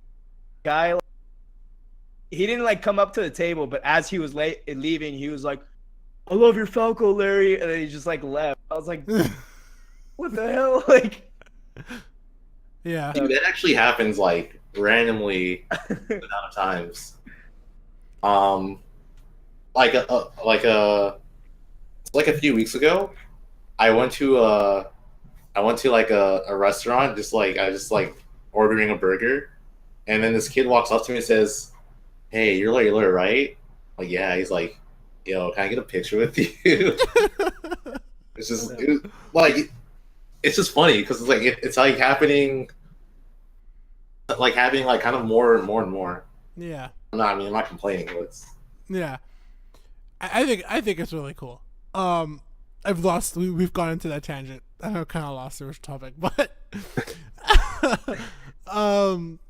yeah, but I guess to summarize the whole esports thing, I think, yeah, we're not esports enough, and I think it may be difficult for us to find a medium between the both, you know, because one thing is, and I feel like if in terms of are we esports, and it leads up to our first original topic, I think we're esports in terms of commentary. You know, we kind of have our set 6, you know, of casters we normally see through top 8. You know, your top 8s, your top 16s. We kind of already have that. And it's slightly hard for us to penetrate in it. I mean, we've penetrated the level of commentary to a degree where we can do pools and, you know, your top 64. But in terms of like top 16, top 8, that's kind of like already, in a sense, an esports ground where they have their personalities who bring something to the table that allow that to be grown. Because I know for sure, like, now that we have TK and EE, you know, they do. I remember a few days ago, EE was doing commentary for Fortnite, and PlayerUnknown's Urban Battlegrounds. And I was like, are you serious? Like, this is a Smash 4 commentator who's doing another game. And that's insane. I was like, more to him because, you know, he deserves that. I know he loves that game genuinely. But that allows us to show... I lost what I was saying. But that shows off that, like, you know, we kind of have our set 6 commentators that you're usually going to see more or less for, you know, your high-level tournaments. I feel like that commentator realm is, for all intents and purposes, esports in a way. Versus, you know, the game in general, I think it's grassroots, you know, and I think it's good that we keep it grassroots for a reason, you know, that allows things to be new and fresh and a consistency of new things that we get to see, new players, new commentators, things like that. And it doesn't give the question of like, oh my God, where can I do commentary? And you never get to know, because that's where I am. You know, I want to do commentary for Overwatch. I hope to do it one day, but I don't know where to do it. You know, I don't know where to find my foot in the door because there is no grassroots place for it. Yeah, I mean, I think once you become esports, you're no longer grassroots. So it's like Overwatch is like, it was built to be an esport. Like it just was esport out the gate. Like so there was no grassroots scene, like you said. I think ultimately it just comes down to like, oh, like you have your foot in the door for commentary here with Smash, and like you're gonna have to like build yourself up here until you like have, because I've also thought about the same thing. I've thought about Overwatch and other games, and like personally, like because I care so much about Smash, like that's how I started commentating it, and like my passion for it is so deep that I wanted to like develop my skills as a commentator in a game that like love, and then basically like develop my commentator fundamentals, because once you know how to talk on the mic and like you can, that translates into any game. Like it just becomes a matter of like studying the game itself, like because you're not gonna like, it's not like you're gonna be starting from scratch on Overwatch commentary. Like if you know the game, you already developed yourself as a commentator in a different, no matter what game, like you're gonna know how to talk on the microphone for people and how to convey what's going on for people who either may not necessarily like know what's going on exactly. Yeah. And I hope we continue. Like, it's really interesting. I do want us to be. It's hard to say because being esports is good. Like, in a sense, in my perspective, like I really like watching Larry play Fox. Everybody in SoCal does. And then when we don't see Larry, we're like, where's Larry at locals, you know? And he's just playing Persona 5. But in terms of... He's going to be playing Persona 5 for a while, too. Yeah, he is going to be playing for a hot minute. He's going to be glued to that chair for a hot second. But I do want us to be in a realm of esports because it's important for players like Larry and Fallen who, you know, go out of their way. For an example, Fallen lives in San Diego still. And he drives about maybe 1 to 2 hours to go to MSM. It's definitely 2. Yeah, it's 2 hours to go to MSM. And you know, for esports, that allows him to, you know, that he can make a life out of it. You know, look the way that I feel that Larry has, you know, he's made a life for himself out of it. Because, you know, esports is being a thing. I believe Misfits is an esports team, right? I'm not wrong in that. Yeah, they have an Overwatch team and a League team. Yeah, I believe you told me who do they own? Is it Florida Mayhem? Yeah. Florida Mayhem. So that because of esports, there are a lot of good things that happen. You know, they're able to support, you know, one of my favorite players, you know, Larry, and that'll allow in turn other players who are looking to make this a lifestyle like Fallen has, you know, to have a lifestyle that he can still play the game full time and still have a life and get paid for it. You know, that's a good thing that comes out of being esports. I feel like that's as much as esports as we have gotten to so far, where we have professional organizations and teams sponsor players like Larry with Miami Misfits, Zero with TSM, Nairo with NRG, I mean, MKLeo with Echo Fox. You know, that's as esports as we've got it, and I hope we continue to find ways to penetrate esports into the FGC in a good way. You know, where we're allowed to find salaries and things like that for players. For sure. Yeah. Man. Esports, baby. I mean, that pretty much. I feel like I closed up the whole topic. Jeez, I'm sorry, guys. Yeah, You wrapped it up pretty nicely. Yeah. I just want to continue to see players like Larry, you know, and Fallen. Hopefully, please, somebody, if there's a team or an organization watching this, you know, sponsor that man. Yeah, I've been trying to help him out. I've talked to Fallen like fairly often, so I've been helping him out. Yeah. Good. Fallen is kind of marketable too because he's like the villain of SoCal almost. He's got like this. No, he's not really a villain of SoCal. Honestly, I don't know what he is, but like, if you look at his Twitter pic, it's got a picture of him looking like he's Kylo Ren, for Christ's sakes. So we are fallen, man. Yeah, we are Fallen. So Dude, his Twitter videos are like the GOAT. yeah, they're really awesome. Like he's just a really well spoken individual too, like, and like clearly an intellectual. Mm-hmm. So the way he conveys like Smash ideas and like translates them to real world scenarios is like really eye opening, I think. Yeah. For people. Yeah.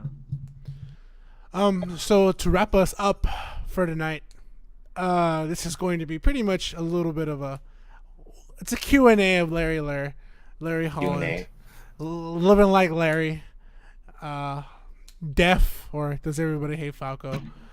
Let me tell the people. I'm gonna tell the people. All right. Well, not really a Q&A. Let's start off from the beginning. You can go ask people in Nursemaid, but Larry, let's be honest. How do you feel right now where you're at in Smash 4? That's what I'm curious to know. So I feel like recently my results have been wavering, so I need to pick that up. I think the summer I actually will do really well because I don't know what it is. I think anyone who pays attention to me knows I don't do well during the winter. I don't know why. I just don't do well during the winter. You probably feel like you want to hibernate or something.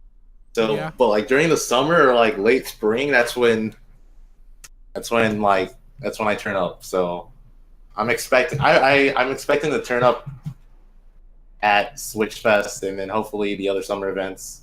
Switch Fest in spring, my guy. I said late spring. Oh, okay.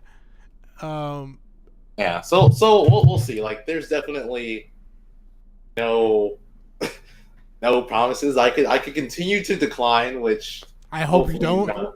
Yeah, hopefully I don't. But if I do, when Smash Shorts comes out, I think I'll do well at that because I also think I'm one of the players that just do pretty well at the start of games. Mm-hmm. What do you? Another good question that I feel that's worth asking. What do you? I guess I'm trying to word it right. While I do that, Nursemaid, do you have any questions you want to ask Larry? Not off the top of my head. Dang, Go ahead. Go right on. Yeah, man, you really got me in a pickle, dude. I guess to ask to that, how do you feel your life has been with Smash? Actually, dude, I feel like playing Smash has just made me overall more confident. It's showed me that if I put my time into something, I can be really good at it.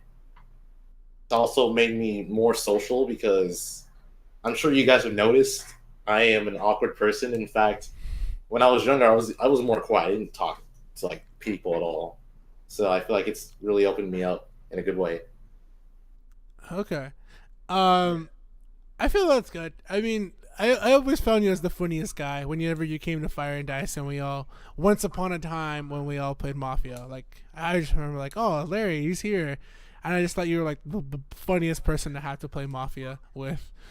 Because, I don't know, it's just you. Like, I don't know, I guess just your personality, like, with Mafia is just really good. Dude, I can never win as Mafia. What makes you say that? Do you not remember? Okay, so this is what happens. This is what happens when I play Mafia and I'm Mafia, and there's 3 people left normally, right? It's like me, someone else, and like someone else. I don't know why it took so long. It's like it's me and 2 other people. I should have just said it from the beginning. So it's me and 2 other people, and then like I have like this whole elaborate scheme. Like, okay, so I've planted all this evidence on this guy. I've like convinced this other person that like I'm not Mafia. So like like we should both like get rid of this guy. And then the next person or the other person's like, dude, it's Larry. Think about it. He would never made it this far otherwise. And then the other guy's like, of course, you're right. He's Mafia, and I lose. Oh my god. It happens like every time. It's like there's no way Larry would make it this far unless he was Mafia, so I lose.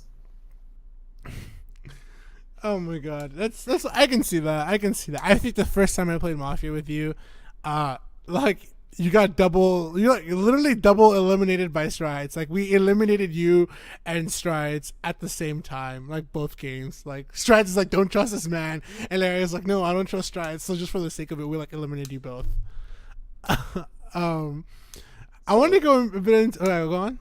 Oh, okay. So I was gonna say to comment on what Larry said about how it like made him realize that he's more confident in how if he's able to put something like work into Smash and he can be good at something, that you could do it in anything. Like I think Smash and life are like pretty close to a 1-to-1 like analogy, like a direct like reflection of how you are in Smash and how much you're willing to put into Smash. It kind of reflects like what you do in your own life. And like if you're not feeling hot in life and like you're feeling depressed or whatever, your gameplay is like gonna demonstrate that as well.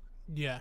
That's just something that I've noticed from playing myself as well. Like I have my ups and downs, but like yeah, it's definitely like they're tied together. They're like you can't do well in one without like just being good in the other.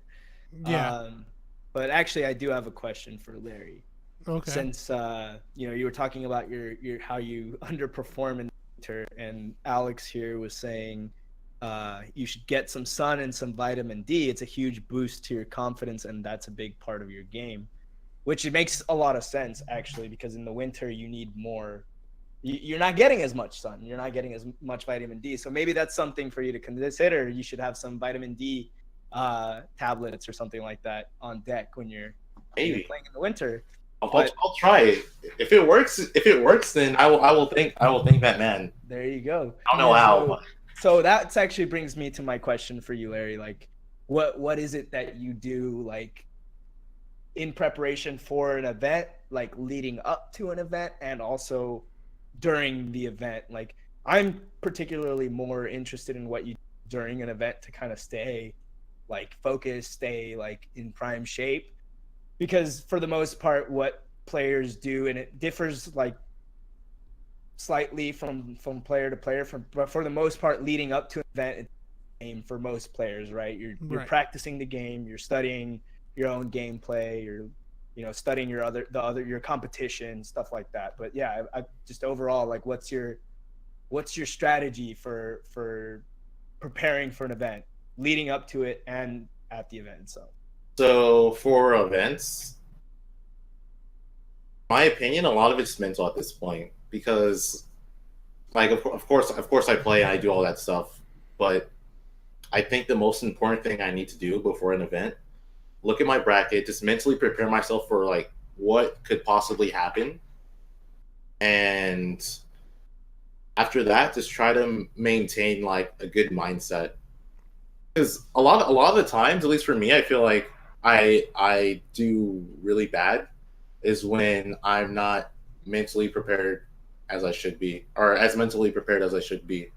So like, let's say I'm at an event, I'm like, okay, well, I have to play this guy, and then I end up not playing that guy, and I lose to the person I didn't mentally prepare for, because I like, it's my fault. Like I should have expected that possibility or that happening as a possibility, rather than just assuming, oh, I play this person, so like that's it. Like, Yeah, that's something that I think comes back to just overall mentality, like you said, because I know this happens a lot more at the lower level and the mid level, where like players are struggling because they're looking at their bracket and thinking, I gotta play this guy, and like or like if I lose here, I gotta play this other guy. But it's like, well, you shouldn't be like it's. You can look ahead and see like where you're going, but you have to consider all possible outcomes at that point. But the most important part is like the match in front of you, right? Like you're not gonna get to the next match unless you are ready for the one that you have. Like you got to finish the plate in front of you before the second quarter. Yeah, like I guess the best way to go about brackets, or at least in my opinion, for me, it's not saying this. Oh, this will happen. It's if this will happen, because you don't know. It's an uncertainty. Like you could lose. Like the person you expected to win could lose.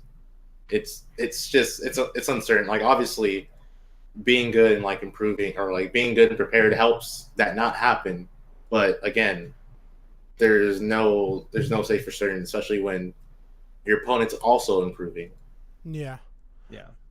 My question to you, and I feel like this is a pretty good question because I've never gotten the answer. How did Two Scoops start? How did Two Scoops start? Yeah, dude, I need to know. It's actually like it's such a silly story. Please, no. Tell. All right. Wait, you were there, weren't you? I wasn't, but I know the story. Okay. I don't know the story, but please tell the wonderful people. Was there. I know Alb was there. Okay, so I know for sure Alb was there for sure. Yeah, I know that much. So I was over someone's house. I forget who it was. Alb's there, Panda's there, and like there's like a few other people. Wait, who was there? Panda and Alb and like some other people. But they're like those two are the most important ones. Mm-hmm. So then I just like start joking around, like laughing. In fact, before that, okay, so let me go further back actually. So I'm at my like ex-girlfriend's house, and she has a box of Raisin Bran. And I just keep staring at it, and I laughed at it, and she's like, "What the hell are you laughing at?" And I said, "Dude, what? Like the son has 2 scoops of like raisins, but he can clearly carry more. He has like multiple rays. Why are like only like those 2 rays used as his arms? Like he's underselling himself." So I started laughing at that the whole time, and like she's just laughing like you're an idiot. So then I told Panda and like Alb that, and they just started laughing too. Like everyone that was there was cracking up, just like, "Oh my god, it's so true. LOL, 2 scoops." And then like later, like a while later, like Alb and Panda just come to me and it's like, "Yo, we're gonna start a cruise called 2 Scoops. You in? Like you kind of have to be, or we kind of want you to be the leader since you're the one that started this." Okay, well let's do it. And that's literally how 2 Scoops was born. Man, it was born off of like my stupid analysis of the Raisin Bran box. Oh my god, that's actually hilarious. That's how one of the greatest SoCal crews was born. Yeah, basically a meme. Larry's analysis of cereal. Yeah, that's literally it. That's godlike. My next question to you is what? Oh my god, I lost my name. Sorry, like I heard my roommate talk and I like freaked out. I was like, "Who's in this house?" I didn't even notice she came in. But basically, my question to you is, what was your tag in Melee actually? DEF, or DEHF, which stood for Does Everyone Hate Falco? What made you come up with the tag? Back in the time, like Falco was considered one of the most annoying characters to play against, and everyone like my friends hated playing against me because of that. So that's how I was born. Dang. Really simple. I thought it was because of Brawl, because like Brawl Falco is a pretty specific character that had a lot of stuff in that game, from what I hear. Dude, it's funny. Like people actually liked Falco in that game, even though he was. They did. Yeah, like everyone I talked to is like, dude, I loved your Brawl Falco. You were so slick, and like stuff like that. I'm like, oh well, thanks. I just ran away and shot lasers and tried to chain grab people, but thank you very much. Yeah, it's pretty cool. I don't know what else to say. Down throw. What was it? Like Falco had like down throw chain grabs. Oh yeah. Yeah, you down throw chain grabs. Like you did down throw chain grab, you did a follow up, you did like 70% or something, or sometimes you just died if you died wrong. Oh my god. All right. I guess Larry, do you have any questions you want to ask me and Nursemaid? I mean, we've been asking you all these questions. Maybe you want to know something about us. Open the floor to the chat. If anyone in the chat, I know there's a few. Yeah, there's a few people in the chat. Does anybody want to ask any questions? You guys have any questions for us or Larry in particular? Yeah. Okay, let me see. Question. So I want to ask you guys. I want to ask something like stupidly simple. No, go for it, dude. Honestly, a lot of people. I only answer this question if somebody asks me. I'm not gonna say what it is, but go on. If it's simple, it's simple.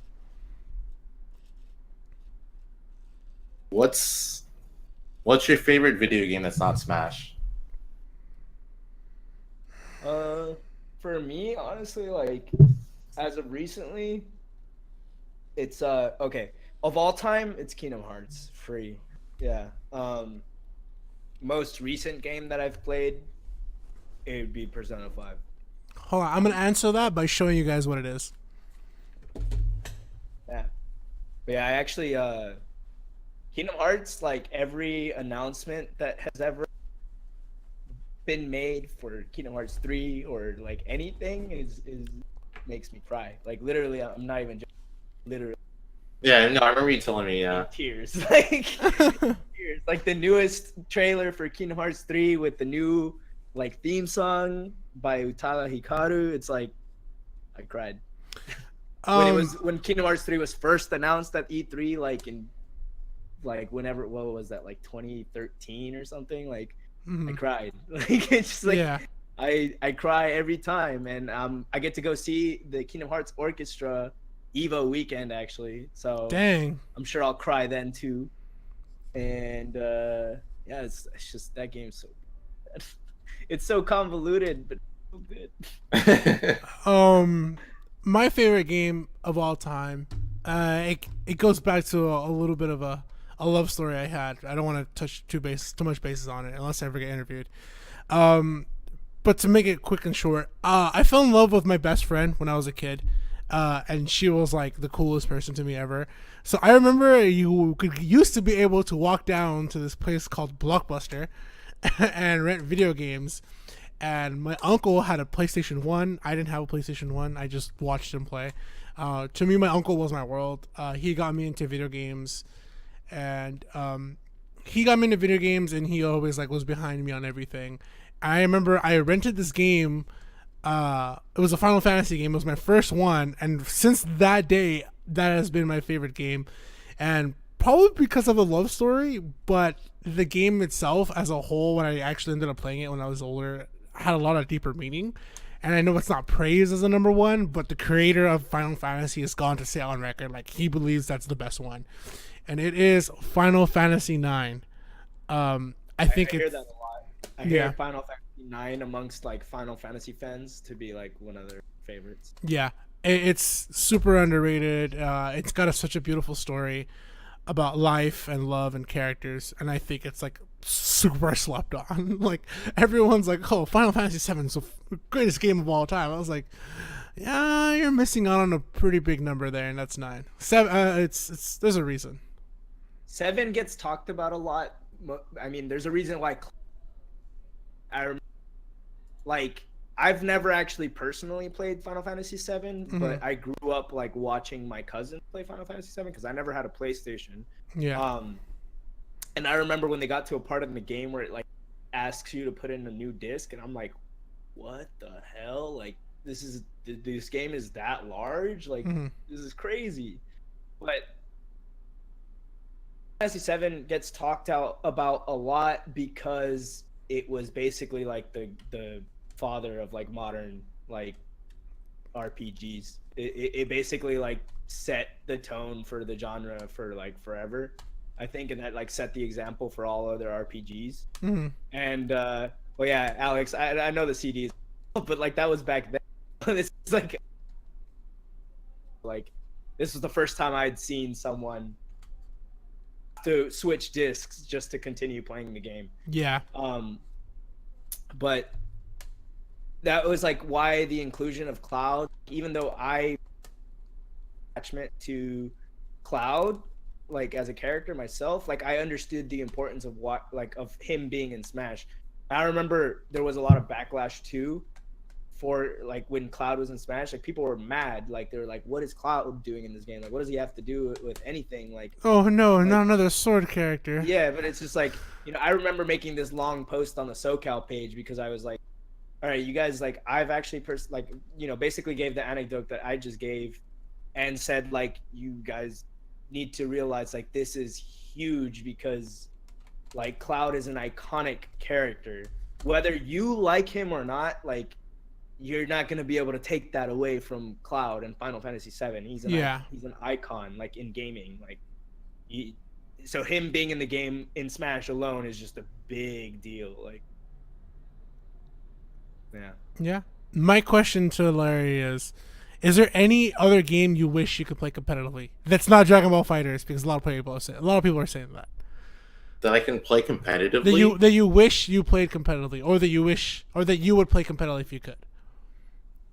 I know you did a long time ago. This is such a long time ago, actually. We talked to what was it? You said you played a PlayStation All Stars Battle Royale. Oh, dude, yeah, I won a tournament. Yeah, I remember it was Kratos, right? Yeah, I remember that. But what's a game that you wish you could play competitively? dude, honestly, there's not many. I like really enjoy Smash a lot. Like, if I were to play anything competitively, I would just whore out and play like freaking League or something, I guess. Even though I actually don't like League that much, but I don't like it at all. yeah, it's just. I've never even played it. Or I guess Overwatch. I like Overwatch. So yeah, I guess that. But honestly, I really like Smash.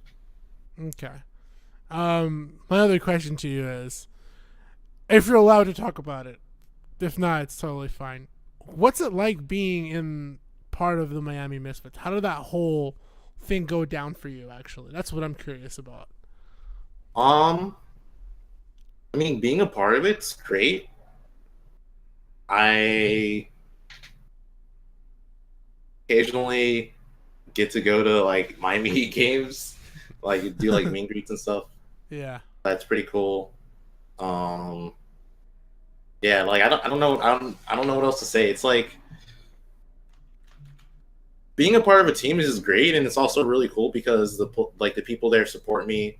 They always ask me like what events I'm going to. Like they try to promote me and stuff like that.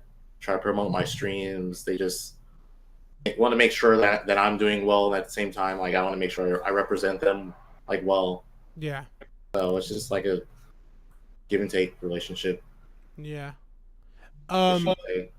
How did they reach out to you? That's what I'm curious. Because I remember there was a time I think you were Elevate, then you went on Sponsored or without a team or an organization, and then I remember like you got part of Miami Misfits, and I remember the only reason I was like probably one of the few people to know, because I like to keep up with my news, that like the NBA was pretty much looking out to get like esports teams for each major city and each major team. I remember I looked at the list of names, and I remember the Lakers got Immortals. I remember the biggest one that I heard was like, oh, Miami Heat starts the Misfits. Those are the two that I remember off the top of my head.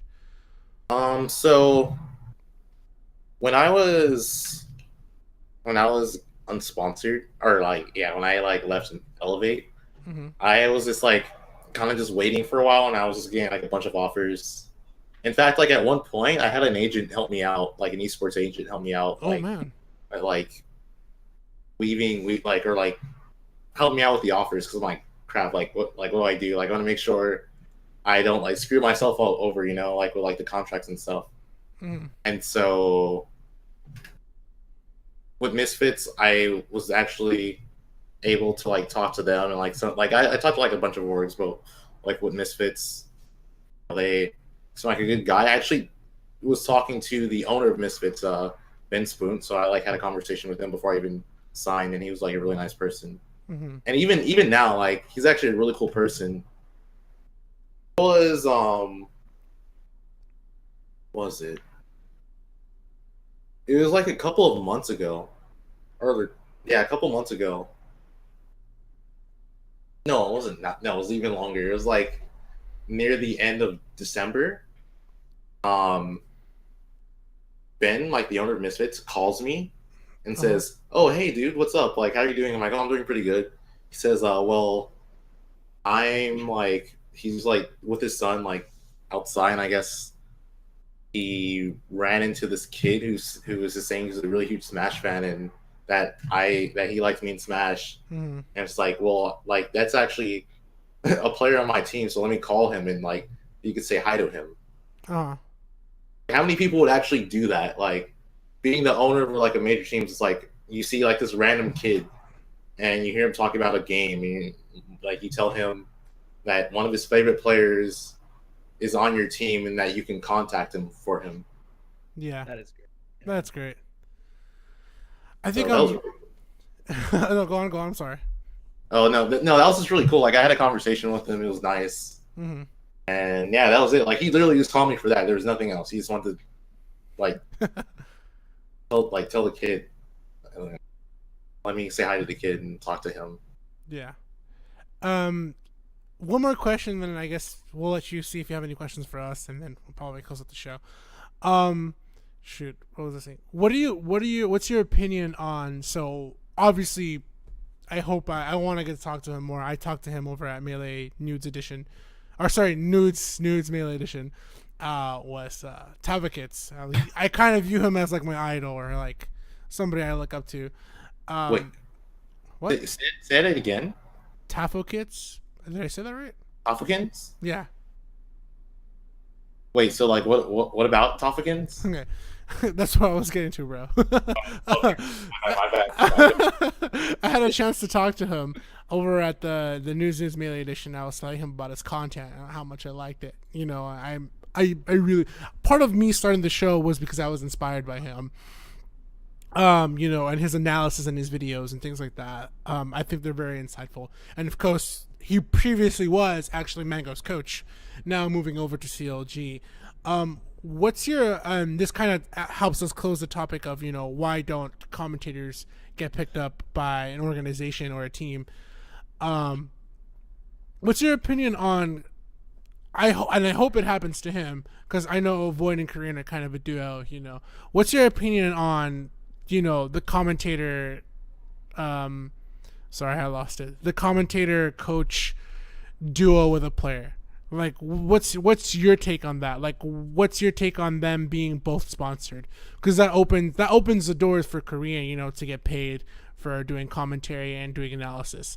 And I'm pretty sure at some point, I know you're going to be doing good during the summer of Smash. But like, I'm pretty sure Misfits might be looking to be like, oh, hey, you know what? We like Larry. We want to make Larry better. So let's give him a coach, somebody who can help him out. So what's your opinion on all that? So that is a good position to be in, but in my opinion, not every commentator could be a coach, and it's like the other way around as well. Like, not every coach is a good commentator. It's just one of those things where if you happen to be both, that's great. And in Korean's situation, he's a great coach and a great commentator. So I think that just opens, like I said, it just opens more opportunities for yourself. Yeah. And I think it's more likely for a coach to be on a team than a commentator, primarily because it's like I said before, like commentators are kind of highlighting players, but if you're like a commentator for a certain team, people might like have bias as well. It's like, oh, well, like he's only gonna highlight this person because he's on this team. Whereas with a coach, the coach is helping out their player like perform better, if that makes sense. Yeah. That's why it's like more likely for a commentator to be sponsored rather than like part of the team, if that makes sense. Yeah. Because commentators were like, it's our job, our responsibility to talk about like all of the players equally and to be unbiased. But like, it does present kind of like, even if you are unbiased, it doesn't matter, because if like, say like I was Team Misfits, your Team Misfits, and then I'm commentating your match, even if I'm being totally unbiased, like that may not be what the audience is perceiving, right? Yeah. Like, the audience might be like, oh, like of course he's talking about Larry. Like, even though I'm just talking about Larry because he's like totally messing up his opponent, he's just like bodying him, like, so I'm talking about that, but like the viewers might just think that I'm saying all of this because like I'm on Larry's team. Yeah. But yeah, Larry, do you have any questions you want to ask us? I actually have a question. Oh yeah, what's up, Nurse? So I feel if you have a question, we'll feel like I might be saving you here so that you don't like try to muster up a question. Yeah. But Chiquita Banana earlier in the chat, me and you, Vance, specifically, what our plans are moving into Smash 5 as far like on the topic of commentary as well as play. So I'll go ahead and just talk about that briefly myself. Like, I think for me, my plan, like even before Smash 5 was announced, I had already kind of got this like feeling that I like wanted to play again, because I had stopped competing. The reason I stopped competing was because I was tired of getting bodied and not doing well. And I had a really bad mentality. And the past like month or so, I felt like I've improved my mentality. And I was able to like learn more. And so I was like, you know what, I'm going to start competing again. And then like a week later, Smash 5 was announced. So it was like, wow, what a perfect time. Like right now I'm trying to just develop my fundamentals, because if it's a new game, like whatever, if the mechanics change, like whatever I do right now and or like doesn't really matter, but it's more so of like being able to like enter bracket, dealing with like tournament nerves, and just like being able to like and learn.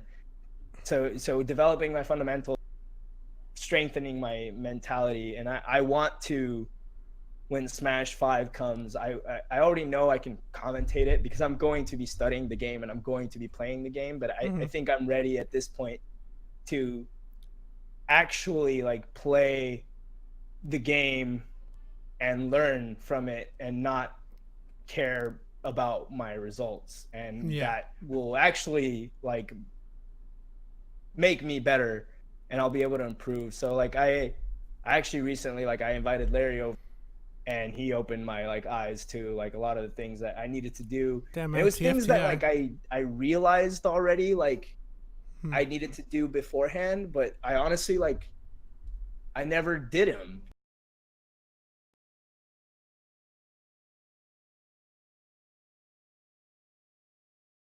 To me, it was just like I was constantly playing and playing and playing, but I wasn't actually like working on my weaknesses. So if I'm just playing and playing and playing, that just only strengthens, or if I'm playing and I have bad habits and I'm playing and playing and playing with the same bad habits without intentionally going into the lab to work to like strengthen, to eradicate those bad habits or strengthen like my edge guarding. If my edge guarding is weak, if I'm not actively working on my edge guarding or my pressure, then I'm not actually going to get better by just playing and playing and playing. Right. Like I have to actually go into training mode and like, you know, with the mod now, we can get random ledge options, and I can actually sit there and like do that within a week of just doing that. Like my results have hardly changed, but I can already feel like the improvement that I've made. Like I can feel myself like playing the game better, and I've had I still went 0-2 last week in the main bracket. Yeah. But like all of them were game 3 and I did better in res bracket, you know. I went from going 0-4 like with 2 weeks of like the week after you came over, Larry, I had gone 0-4 at Hat for 2 weeks, and the week after, and I start like I over that weekend and like throughout that week I did the things that I just said. I went 0-2 in main bracket again, but I actually like reset in grands of res bracket. So that's like a huge like, I mean it's res bracket, but like still like it's hard. Like SoCal's hard. Like, and that's like a huge step up for me since going 0-4 to like resetting in grands. And so in terms of like what I want to do in 5, I want to like start that game with like an open mind and really push myself as a competitor. And like again, like I know I'm gonna be able to commentate it because I already can commentate Smash 4. Like there's no reason why I can't commentate a new Smash game, especially if I'm actively like playing it and studying it. So yeah, for me it's kind of, this is not a call out but this is what I guess I kind of like, I'm a big dreamer, to say it. I got into Smash because 2013 I found out Melee was making a comeback at EVO, and I watched it, and it was Scar and Toph, and then it was Prague and D1, and I remember telling myself, I want to be up there one day, doing commentary. And I remember finding, you know, they talk about locals, and you can go to your local commentary at the EVO stage. So this is not a call out to anybody, but this is me saying that I am going to be doing everything that I can in my power to find myself at higher events and doing what I can to be at higher levels in terms of commentary. In terms of me entering bracket, you guys will probably see me enter bracket a little bit more. I actually went 3-2 at Battle for Vegas. I actually like outplaced like a few people in SoCal, and a lot of people sucked. I remember somebody said before I fought him, he's like, yo, man, that's Vance. He does commentary or whatever. He's free to, just don't even worry about it. I don't even know who he means. And I showed up, dude. I kid you not. I showed up. And I was like, nah, man, I lost game 1. And I was like, oh, all right. Switch off. You're going to get in that hard L, bro. I gave him the hard L. And you can tell he was not happy about his losses. I showed up, dude. I got double eliminated by Van because I don't understand Zelda. But still, like, I showed up. And people slept on me, and I was like, yeah, exactly, because I commentate this game. I know a lot of stuff. My mindset's in a different level. But one of the things I do want to do is continue to focus on commentary and maybe even more analytics too. I just want to be at that level. It's been my dream, and I definitely want to go straight forward at it. Whatever loophole, whatever thing I have to jump through, I'm gonna find a way around it because I want to be up there. You know, I think it's been a long time coming for me. I remember I stopped myself at one point. Maybe a lot of people might know me from the stream, but I did stop myself at one point, and I decided to come back with full force. And you know, here I am hosting the talk show and things like that. So yeah, I plan to go full-fledged commentary, and you guys will probably see me enter bracket or fiend a lot of friendlies for sure. I'm day one, like I'm gonna call whoever I can, go to someone's house, and like spend 24 hours, you know, studying the game. I think ultimately, even if we if we want to go full-fledged like commentary in the early days of Smash Switch, like we're gonna have to be playing the game, and it will benefit us to be like entering bracket as much as possible, because like that's just more playing the game and more studying, more playing the game against players who are actively trying to win. So they're actively trying, like labbing stuff at home and like using those strategies in bracket. So like and like that's where you're going to be able to like see those things happen and you're gonna be able to know about them and Yeah. But yeah, it's like ultimately like at the beginning of Smash 5, like we're just gonna have to be playing a lot. It's I'm not just gonna be able to like watch it, or like, you could, but I personally think like Smash is a game like where you have to know all the interactions. Yeah. And like you can't know all the interactions by just watching them. Like you have to experience them. I agree. With that, I get to pass on to Larry. What are your plans to Smash 5? Go into the grind and just grind out that game. That's pretty much what everyone's gonna be doing. At your house, Larry. Yo, I'm trying to be on Larry's cheese stream. I'm trying to be at your house, Larry. Dude, if you still wanna join the cheese stream, I kind of want to do one this month. Okay, hit me up, please. Yeah, we'll see. I'm gonna brag you about it, bro. But honestly, yeah, just grind it out. Like, hold on, time out. I'm letting you know, bro. You should get me on the stream because there's a lot of unused wine at my bar, and I can pretty much bring it over. I'm just letting you know, man. Just letting you know. Okay, dude. Okay. We'll keep in touch. I promise. If I do another one, I will let you know. I'm promising you free wine. I'm just letting you know. I'll take it. Okay, but like I was gonna say, like me and like a bunch of the other people in Two Scoops, we're gonna grind it out hard. We're also thinking of inviting Dark Musician from Hawaii. He's also gonna like fly out, and we're just gonna all probably get like an Airbnb somewhere and just grind out that game like the first week. Yeah, I'm probably gonna do whatever I can to like. It sounds like such an interesting thing to do, but like I am gonna do what I can to like grind out and whatever. Hopefully, if you ever invite me or anybody else, like just spend a lot of time talking about the game, so that I'm ready for commentary and also bracket at the same time. And yeah, I think anything else you guys want to add to anything? No, I think I'm good. Yeah, I'm good too. Yeah, that was we talked a lot. It's always interesting because like I personally like didn't prepare for like any of like not my own topic, Larry's topic, and so like I knew like, you know, once you get the ball rolling, like we all care about this in some way, shape, or form, so it's just gonna like it snowballs. Yeah definitely. Before we close out, if you guys don't know, I originally put this out in the Twitter poll.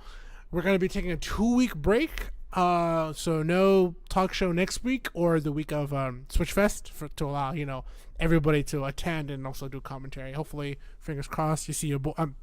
It looks like I was flipping everybody off, but like fingers crossed, you get to see your boy on the mic. Of course, Larry will hopefully be getting nothing less than top 4.